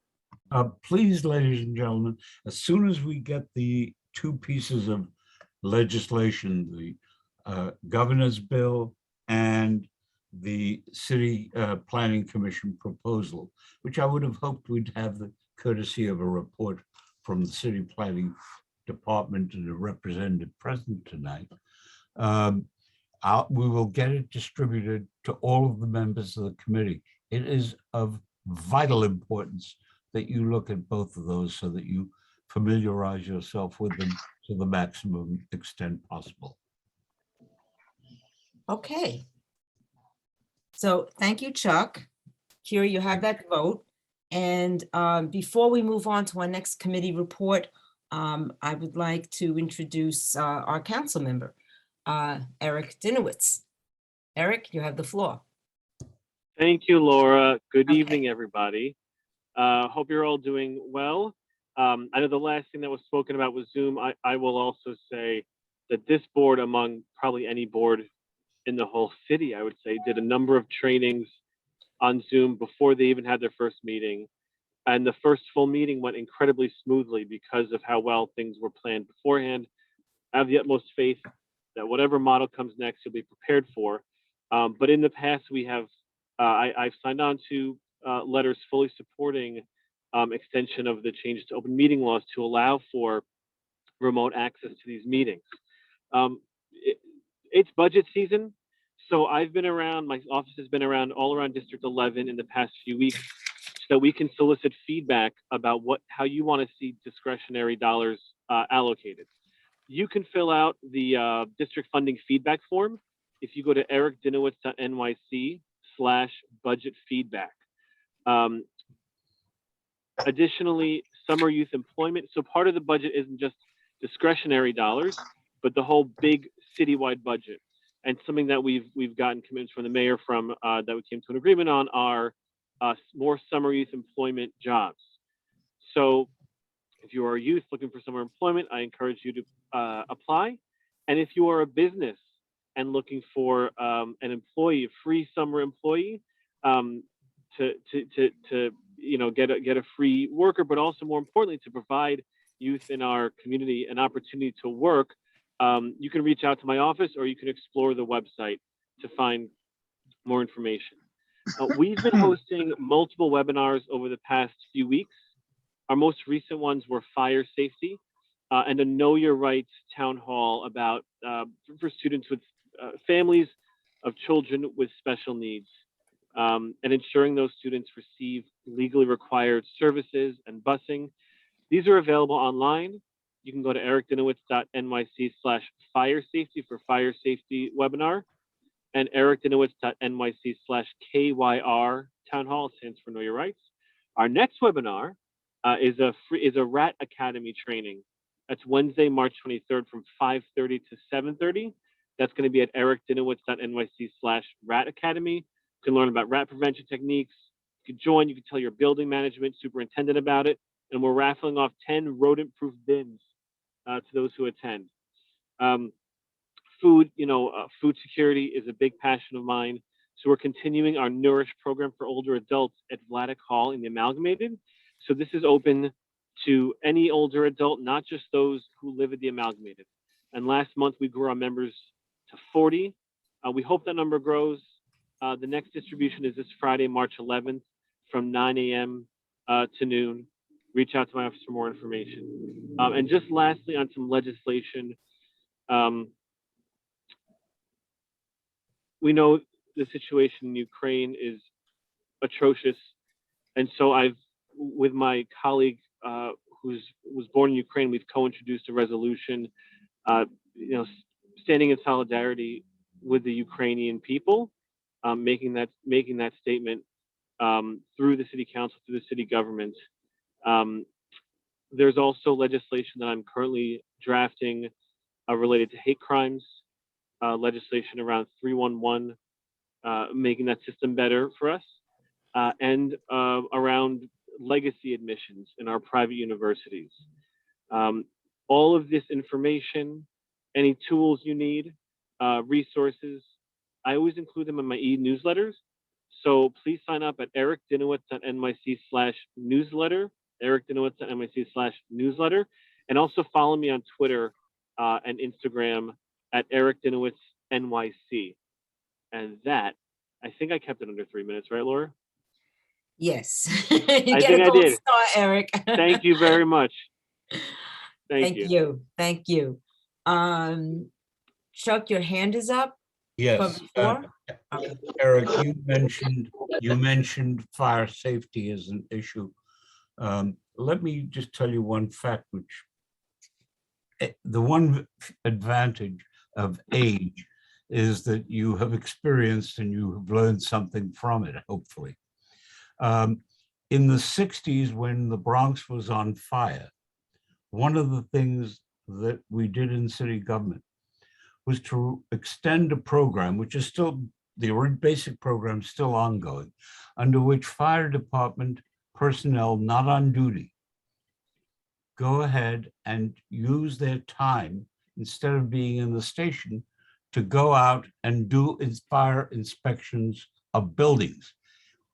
The program goes on now for commercial buildings. It has been discontinued as to residential buildings. If they had done those kind of inspections in the building in the Fordham area, you would not have had, or might not have had, the problem of the same magnitude, because they would have seen that the doors were not in a proper position for fire, and other circumstances. It was discontinued for economic reasons. But if we have the money to worry about a bunch of other things, fire safety, to my mind, is at least as important. And you might give some thought to reinstituting that kind of thing. The firemen, for doing that, get extra contractual pay. All right. I can certainly, no, absolutely. And that is one of the benefits of having people who have been in city government or been in the city and kind of know the way things work. And that's certainly something we can look into more, especially as it with regards to the budget. Just to add one thing, what Chuck's referring to with the self-closing doors, that the law is your doors have to close automatically. If your door is not self-closing, like when you leave it, when you have it open and it doesn't close on its own, you have to call your building manager, your landlord. They are legally required to fix it so that it closes on its own. And if they don't do that, obviously 311 and my office can help. One other thing, I think you're voting for the second time on the Bill Stone street co-naming today. Yes. And I just again, as I did last meeting, want to throw my full support behind that co-naming. We went into it last meeting. What an incredible man he was! How much he gave to this community, and so I fully support that co-naming. Thank you. Great. Laura, may I make my second point to Eric? You mentioned also the butchery and savagery of Russia vis-a-vis the Ukraine. Let me add an extreme position in that regard, and that is you might consider that the city of New York declares the residents at the UN session up here persona non grata. They are persona non grata. They represent a butcher And that butcher should be punished in every possible way.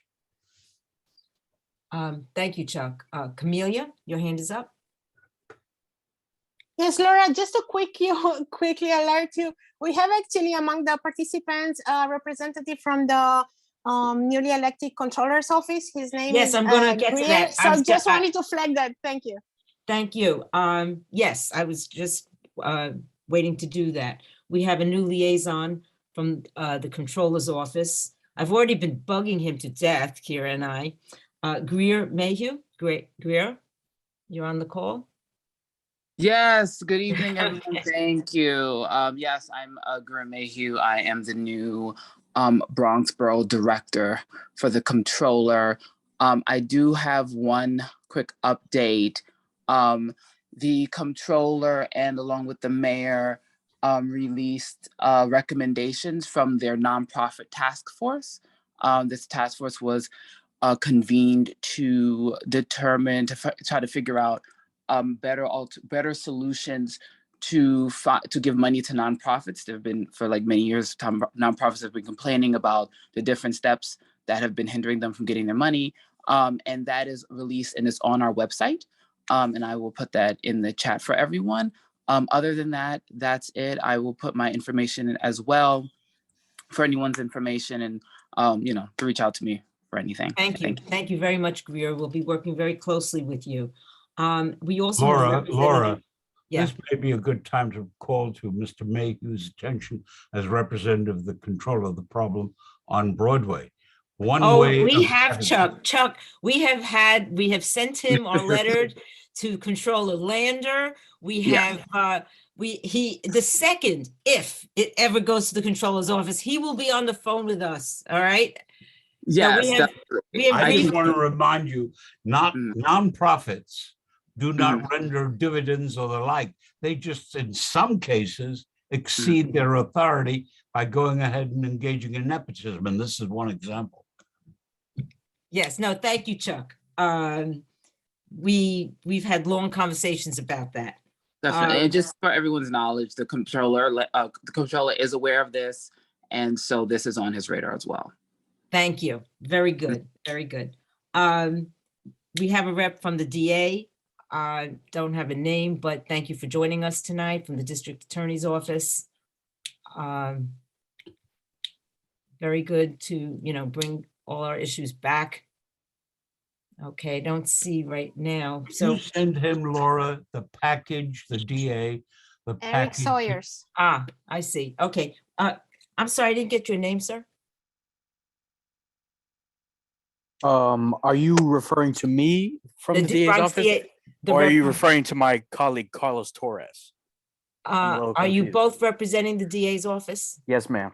Oh, well, welcome. That's all I want to say is, is welcome. Okay.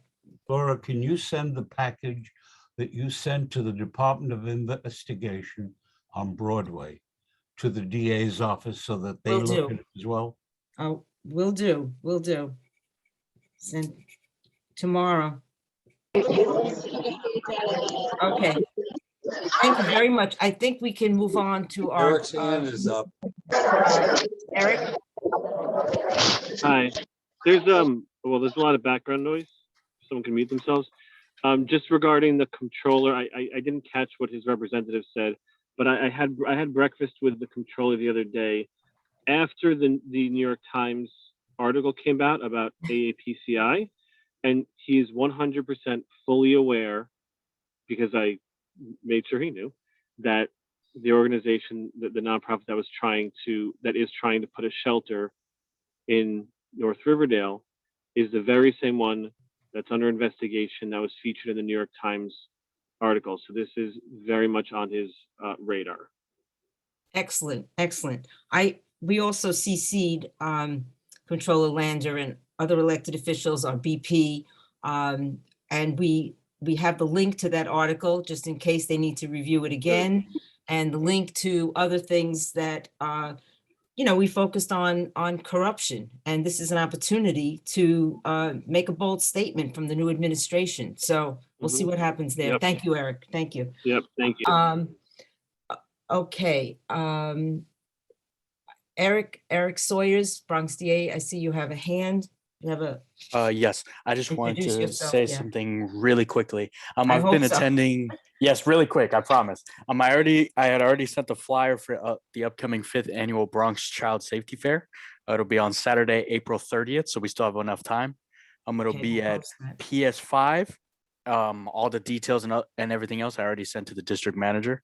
But if anybody has any other questions or anything like that, they can reach out to me via email, or Sierra also has my email. So if anybody gets in contact to her, she can relay the info to me. So I'm just happy to be here, and I hope I didn't take too long. No. Thank you, Eric. And I will send a packet to your attention tomorrow for the district attorney. Perfect. Thank you so much. Very good. Okay, great. We're gonna circle back to health, hospitals, and social services. Okay, Omar.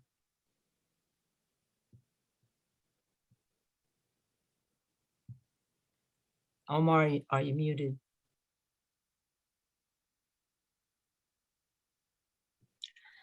Laura, no. I'll text Omar, but you may want to just move on. Yes, okay, that's fine. We can always come back. Is Ted here tonight? For housing? No. Okay, we'll go to Marty, law, rules, and ethics. In view of time, I will very briefly just note, we meet next Monday, the 14th. Prime subject will be the discussion of potential guidelines, a draft of guidelines for operations of our meetings. That's it. Thank you, Marty. Ramdot, Parks and Recreation. Hi, good evening, everyone. I won't go into the report. I won't go into my report. The minutes were sent around. So at our last committee meeting, we did have an idea. The committee had a shared sentiment that we should draft a resolution on the proposed preliminary budget from the mayor's office. So first things first, just to give you some background, the mayor's preliminary budget allocates $49.5 million, which is a proposed $63 million cut to the Department of Parks and Recreation.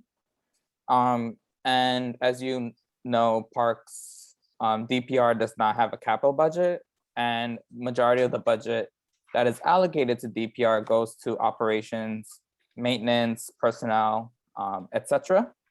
And we recognize that the Mayor Adams campaigned on increasing DPR's budget to 1% of the total city budget. And all 5 borough presidents are in favor of this 1% budget allocation. And this 1% number came from a long advocacy campaign by New Yorkers for Parks and other advocacy groups. So that's how the 1% allocation number came to existence. And at our committee meeting, and which was also echoed at this gallery session, was the lack of personnel and maintenance due to inadequate funding for DPR. And one of the committee members did mention that because of the lack of maintenance and maintenance of the parks, then we lead to more capital funding needed for capital projects in these parks. So the committee drafted this resolution, whereas I'll read the therefore. Therefore, it be resolved that Parks and Recreation Committee of the Bronx Board 8 calls on the City Council and our City Council members to hold Mayor Adams to his pledge to devote 1% of the budget to parks, to the Department of Parks and Recreation. Okay, we have a resolution. Are there any discussion on the resolution? I see Rosemary. Rosemary's hand. Okay, I'm sorry, you calling on me, Laura? Yes. Oh, okay, thank you. So I just want to say, I'm going to abstain on this resolution. I think the intent of it is perfect. Of course, Parks needs more money. They've been underfunded. They've been disrespected in the budget process without a doubt. But this resolution, I am concerned about it, that the focus, there's too much focus on the mayor he's been in office for 2 months and 8 days. And if you look at the half dozen whereases and therefore be it resolved, the focus is on the mayor. He campaigned on 1%. As borough president, he said the following: be it resolved that we are asking the city council to hold Mayor Adams to his pledge. I have to tell you, I think it's the wrong message. If we want to go for money for parks, I'm all for it, but I'm not into blaming the mayor. So I'm going to abstain on this resolution. Thank you. David and then Dan. Yeah, just a minor comment. Rhonda and Kira, just to make sure that the wording matches your verbalization, devote 1% of the budget to the Department of Parks and Recreation, because it just says to parks. Yeah, it should say Department of Parks and Recreation. That's all. Thank you. Ramdot, you want to, any other changes on this? Please just send it back into the office tomorrow. Yep, I will Okay. do. Dan. I guess my concern is just the budget process itself is both, city council and mayor. It's not just the mayor putting it out, it's the city council approving. I agree with the sentiment. I agree that, more money should be on parks. I just, maybe a more positive resolution would be in store. So I agree with, again, sentiment, yes, but I think I'm going to abstain as well for that reason.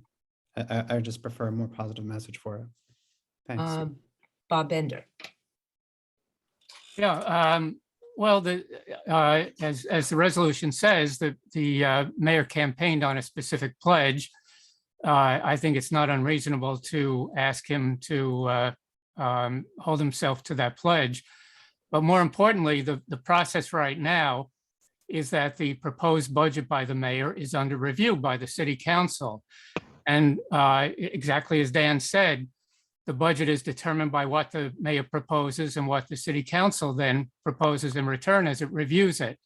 So that's why the be it resolved clause calls for the city council to take action now and to respect the fact that not only the mayor, but all of the borough presidents have endorsed the principle of 1% for parks. So I certainly respect those who, for whatever reason, feel they should abstain, but I think the resolution does exactly what it should do in addressing the next step in the process of approving the budget. Thank you. Okay, seeing no further hands, I think we'll call the question. Is there anyone opposed to the resolution? Please raise your hand. If everybody could lower their hands. Lower, Bob, your hand is still up. Okay, so if anyone is opposed to the resolution, please raise your hand. We'll take a minute. I don't see any hands. If you are abstaining, please raise your hand.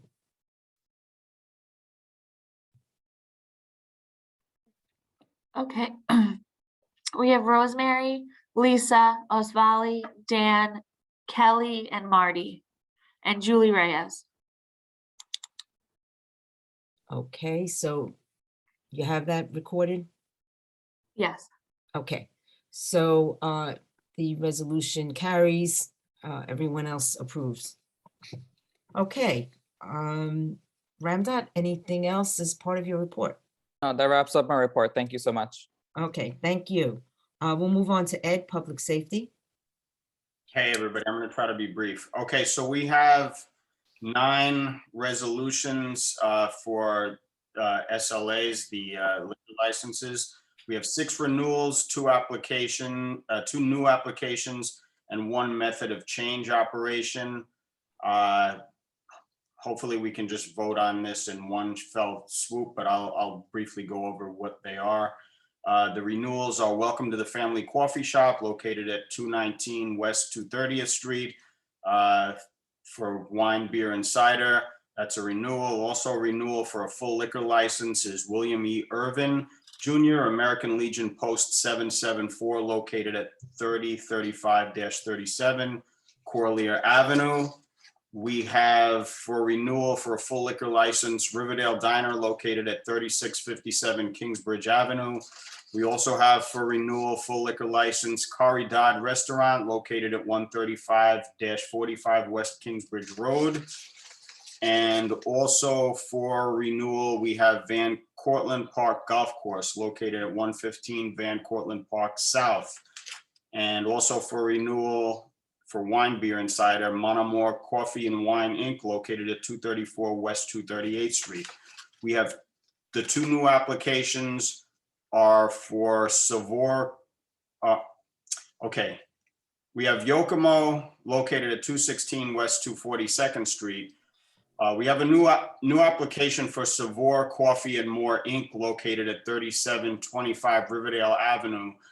It's a new application, but it's for a temporary retail permit only because the business, the process would take approximately 3 months for them to get the new application. So they wanted to go for a temporary, so they could start business quicker than that. And the last one was for a method of operation change to extend the hours of operation from 2 a.m. to 4 a.m. and add live music. And this is for Magoo's Inc. located at 6697 Broadway.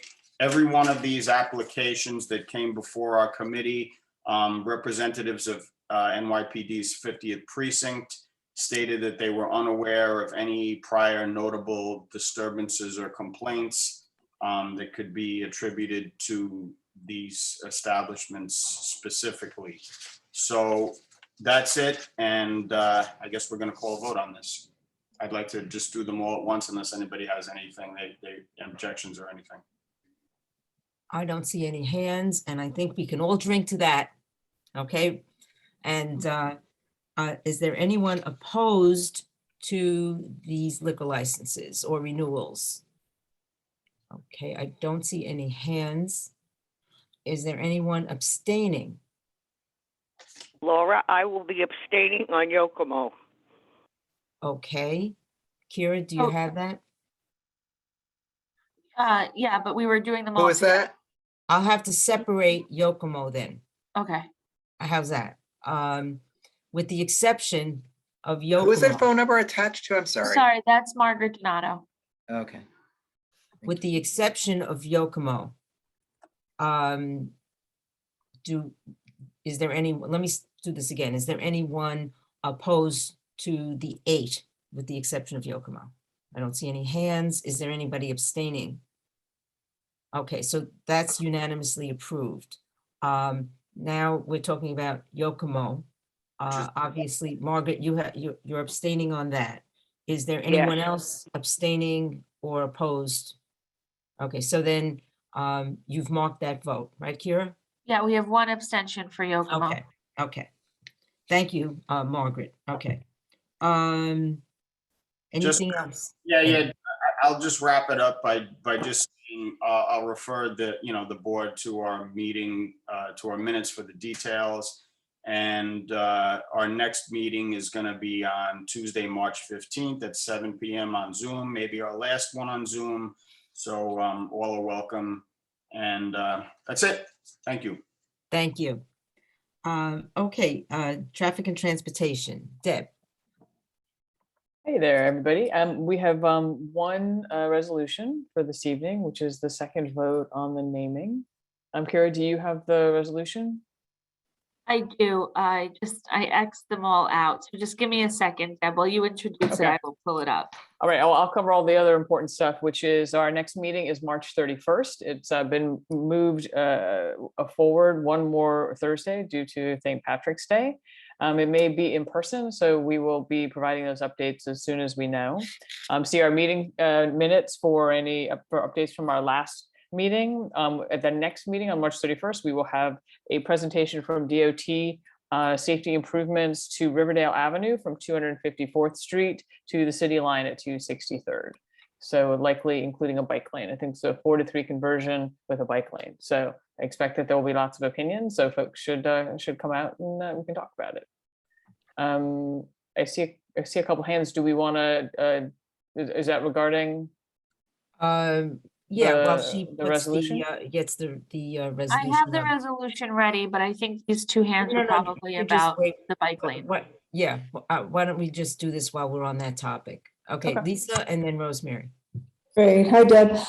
Could you let me know, I mean, the Riverdale Avenue plan has been discussed for a while. Could you let me know who has been in touch with DOT to put this plan together? Anyone on our board, anybody in organizations in the community who has been helping them to refine the plan? And when will we see the plan? I'm not aware of anybody working specifically with DOT. We can ask them when they're at the meeting.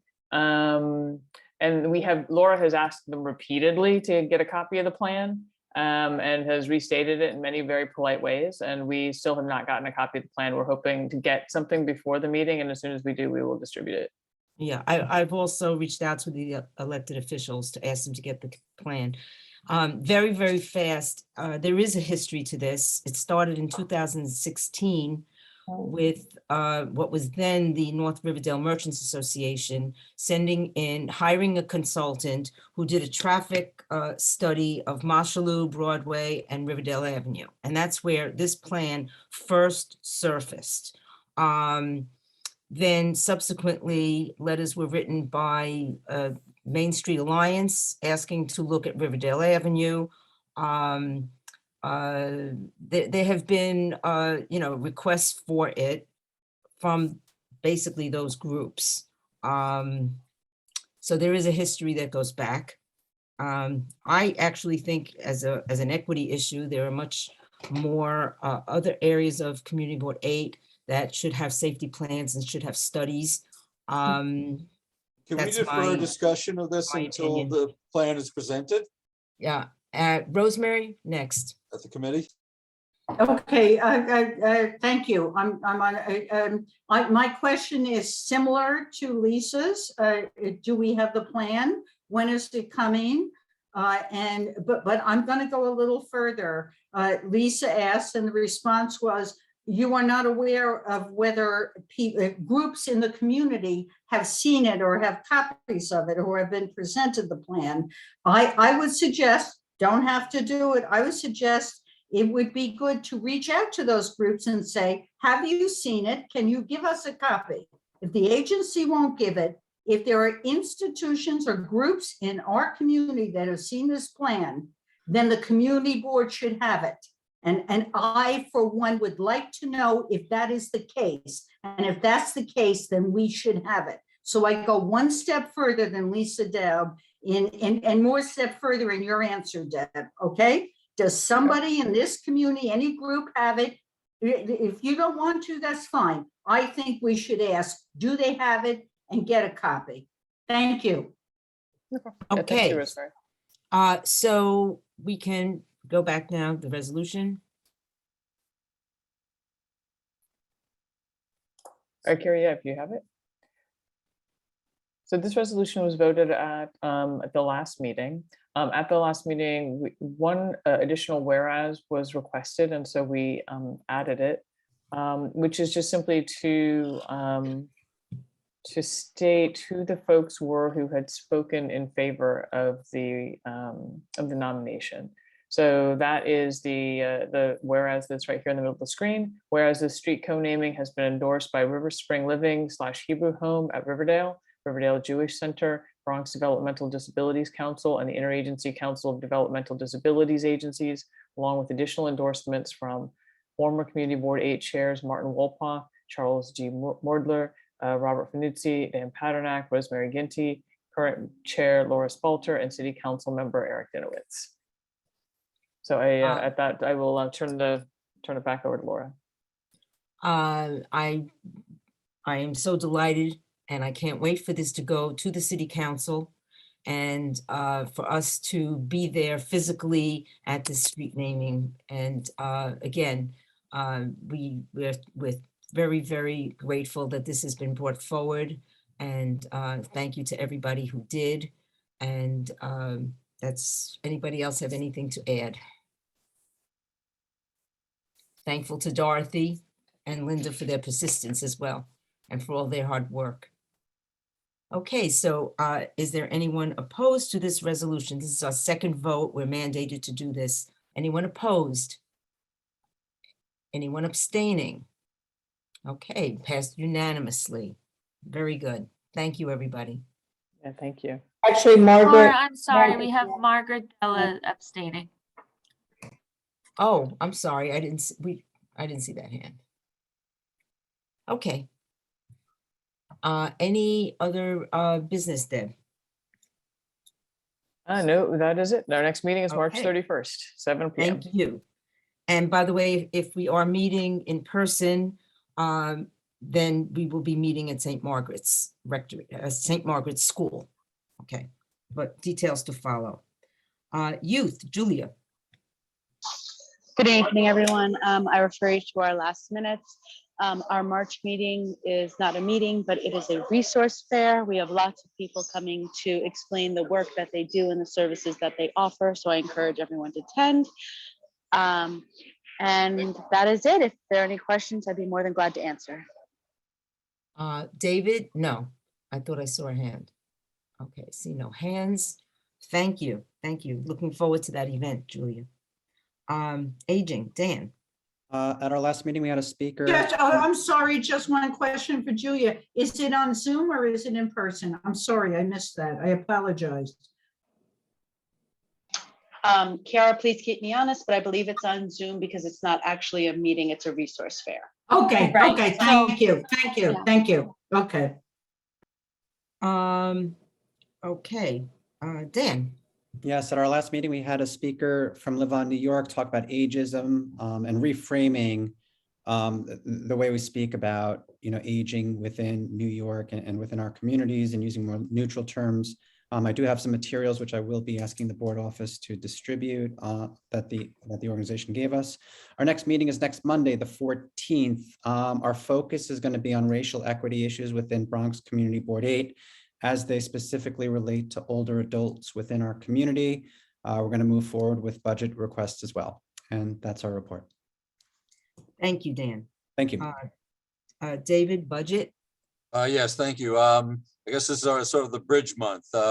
As you are aware, we just had our budget hearing where people commented on the mayor's budget. We will be, Laura, Kira, and I will be talking about what kind of response we can make in the next week or two, and we need to get back to them in short order. And that's for fiscal year 23, sorry. And in terms of fiscal year 24, which we will begin on July 1st of next year, we are in the throes of the budget cycle. Every committee should have had at least 1 or 2 discussions in January and February about their capital requests and their expense budget requests for fiscal 24. Except for Housing's meeting last week, no committees have met yet this month.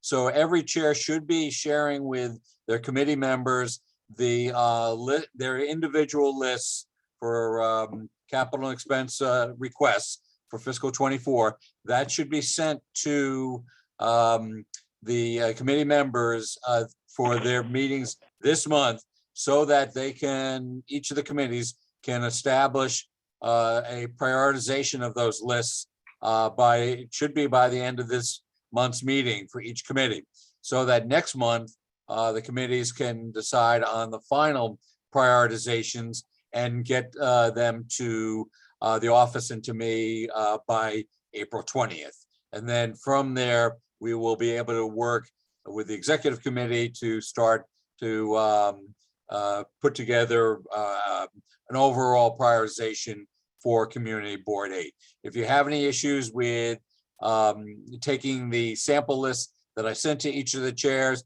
and customizing them for your individual committees, please feel free to call me, or if I can help you at all to go through this process, please do call me. But it's pretty straightforward, similar to years gone by. And that's about it. Thank you for your indulgence, for your participation earlier in the hearing. And again, please call me if you need help. Thank you. Thank you, David. Nick, Economic Development. Hey there, thank you, Madam Chair. This is Moses Seba. I'm going to be stepping in for Perfect. Nick here. Yeah. Thank you, For our Moses. for our committee updates. Good evening, everybody. So our last meeting was on January 24th. Just ask everyone to please refer to our minutes for additional details there. A couple announcements from our side. The Entrepreneur Assistance Center, EAC, they're going to have their first graduation ceremony on March 10th, Thursday. So that's exciting. It's going to be on Zoom.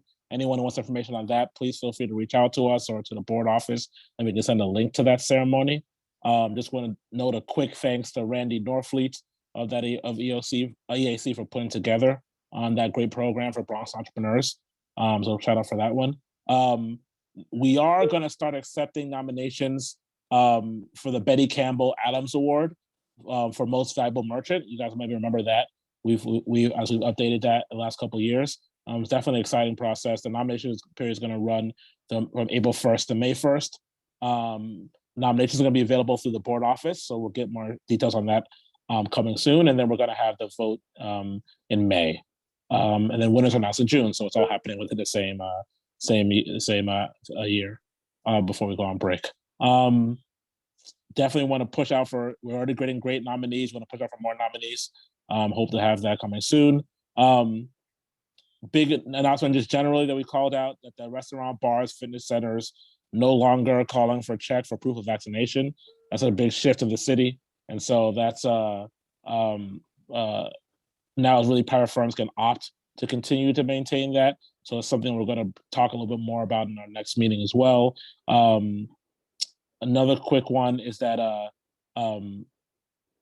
there's initiative to speed up the process for SLAs to the new business in the hospitality sector to get those up and running. That's a big push that's happening with the city now. Of course, they were hurt really hard in the last pandemic. And so we talked about that in our last meeting. There's going to be a little more discussion on that in our next meeting. Speaking of our next meeting is going to be on March 24th at 7 p.m. No meeting for February. It seems like that's going to be in person. So we're currently researching potential locations. This is our first one in a while, so we're trying to figure that out. We'll get that information as soon as we can to folks, but the time is still going to be the March 24th. We invited, as we usually do, we'll have a small business report, invite a lot of folks from the community, and so definitely encourage folks to come out if you can. One of the things we're definitely going to talk about, don't worry, I don't forget, David, we're going to discuss the budget items at that meeting as well. So we send around a link around for our committee members, so folks can update that so we can actually have a discussion on that budget meeting there. And generally, one last thing, just to shout out, for those who are interested, there is a Cannabis Control Board meeting, one that occurred in the last month that Camille was able to attend, and we're expecting a interesting update from her in the next on our next committee meeting. So anyone interested in that, please do plan to attend. There is another one, I understand, that's coming up in the next month. And so if the folks are interested in attending that, please reach out to us at the board office for information around that if it hasn't already been sent. But if you are interested to hear what the last meeting was up, please do show up to come to the meeting. And with that, I will hand it back to you, Sarah. Thank you. Thank you, Moses. Thank you. I see one hand, Rosemary. Moses, I just want to make sure I heard you correctly. I'm not sure I did. Are you saying that the law concerning the outdoor cafes has been passed? That's like a done deal? I'm sorry, I maybe I misunderstood. Did you say that? No. Good question. No, so what I was referring to specifically is that they're no longer required to show proof of vaccination. So I was referring to the restaurants, the bars, the fitness faculties. Yeah. And so that is part of the mayor's announcement. That's done. And so we just got to keep that in mind for our vendors and our community board.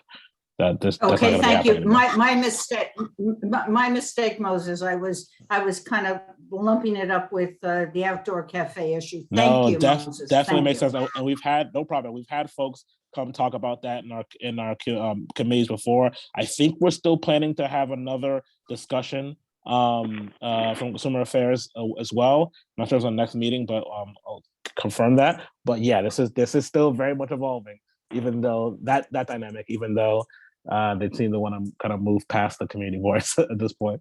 Thank you. But I think Thank that's you. all my fault. You got it. Thank you. Thank you. Camelia? Yeah. Oh, no, okay. Yeah, no, just to clarify for Rosemary, no, Moses was absolutely correct. Rosemary, what was canceled was the key to NYC, the checking of vaccination status for indoor dining. That is what's canceled. But also to add, if anyone is interested in the proceedings of the Marijuana Control Board, it's March 10th. So in 2 days, they will have a meeting again at 1 o'clock. And the information is on their website. Thank you.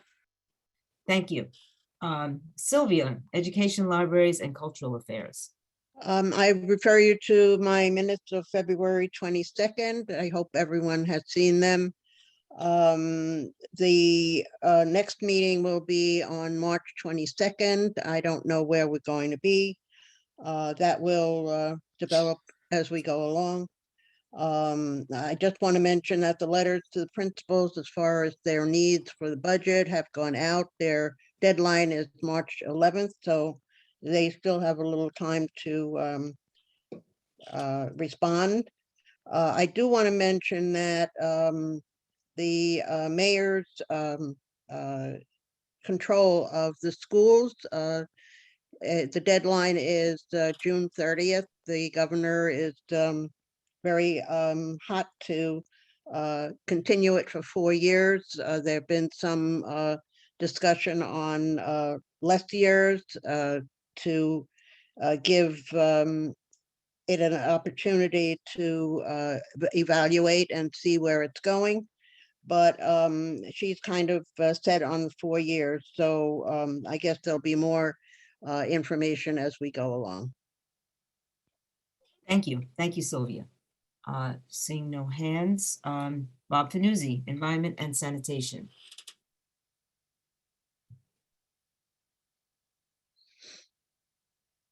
Bob, are you muted?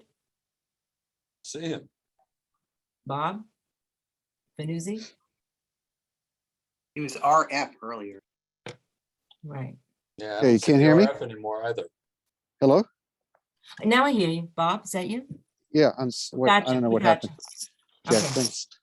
Refer to my minutes for our discussion of the budget.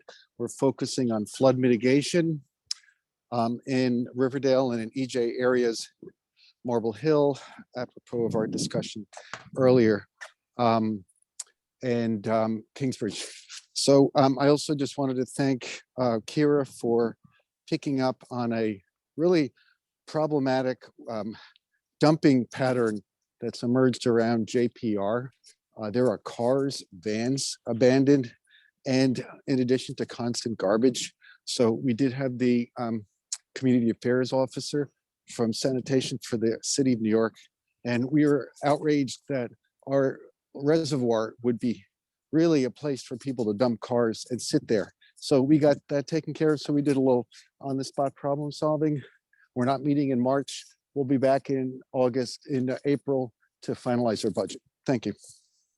Thank you, Bob. Coming up next, special Bob, committee. Laura, can I just ask a quick question to Bob? Yes. Bob, the dumping of the cars, is it in a rather secluded area?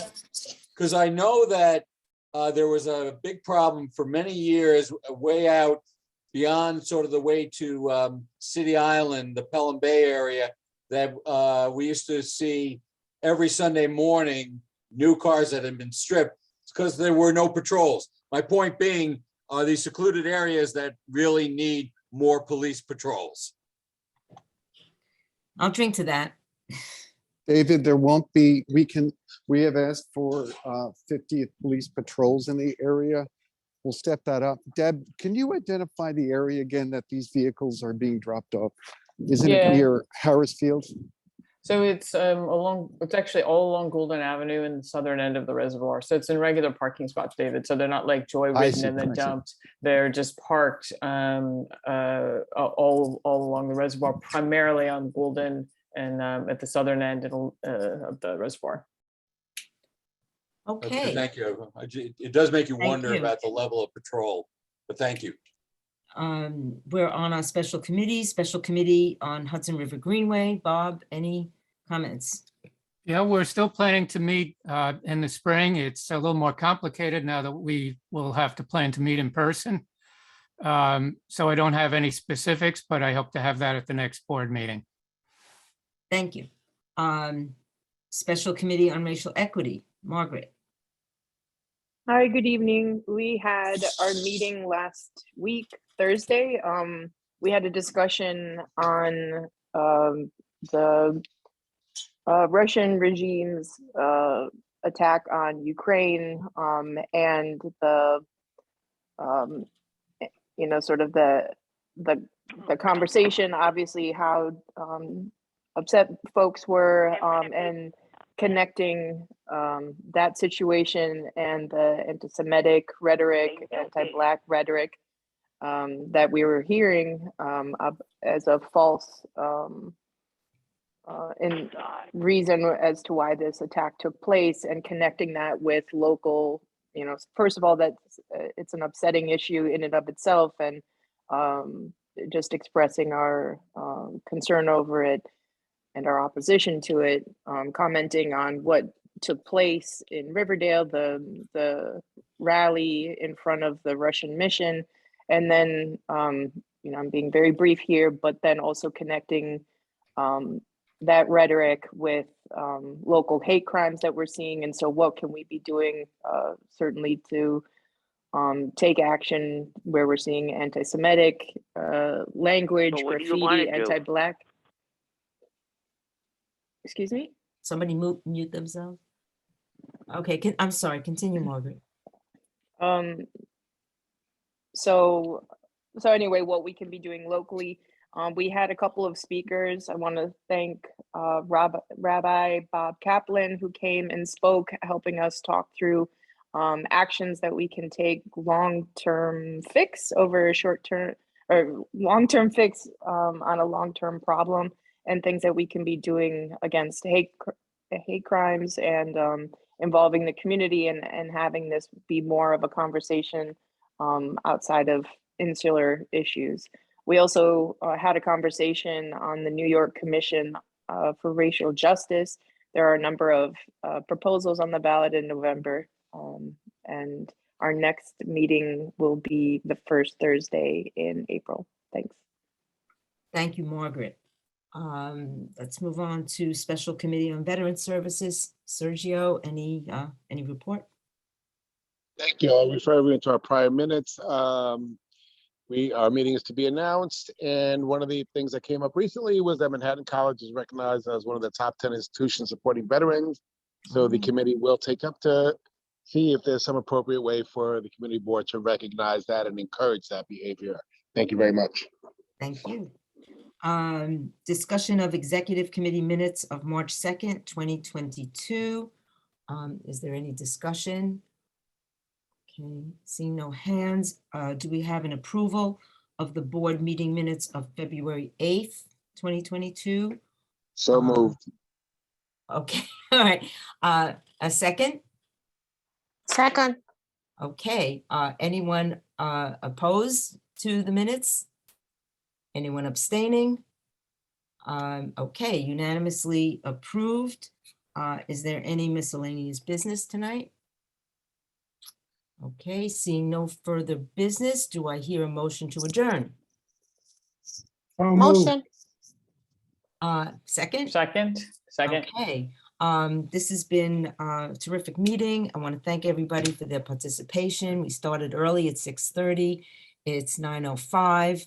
I wish everybody a wonderful evening. Thank you. Good night. 5 Thank you, minutes, Laura. the Thank earliest you. we've ever been late. Good night. Good evening. Yeah, I don't want to see this.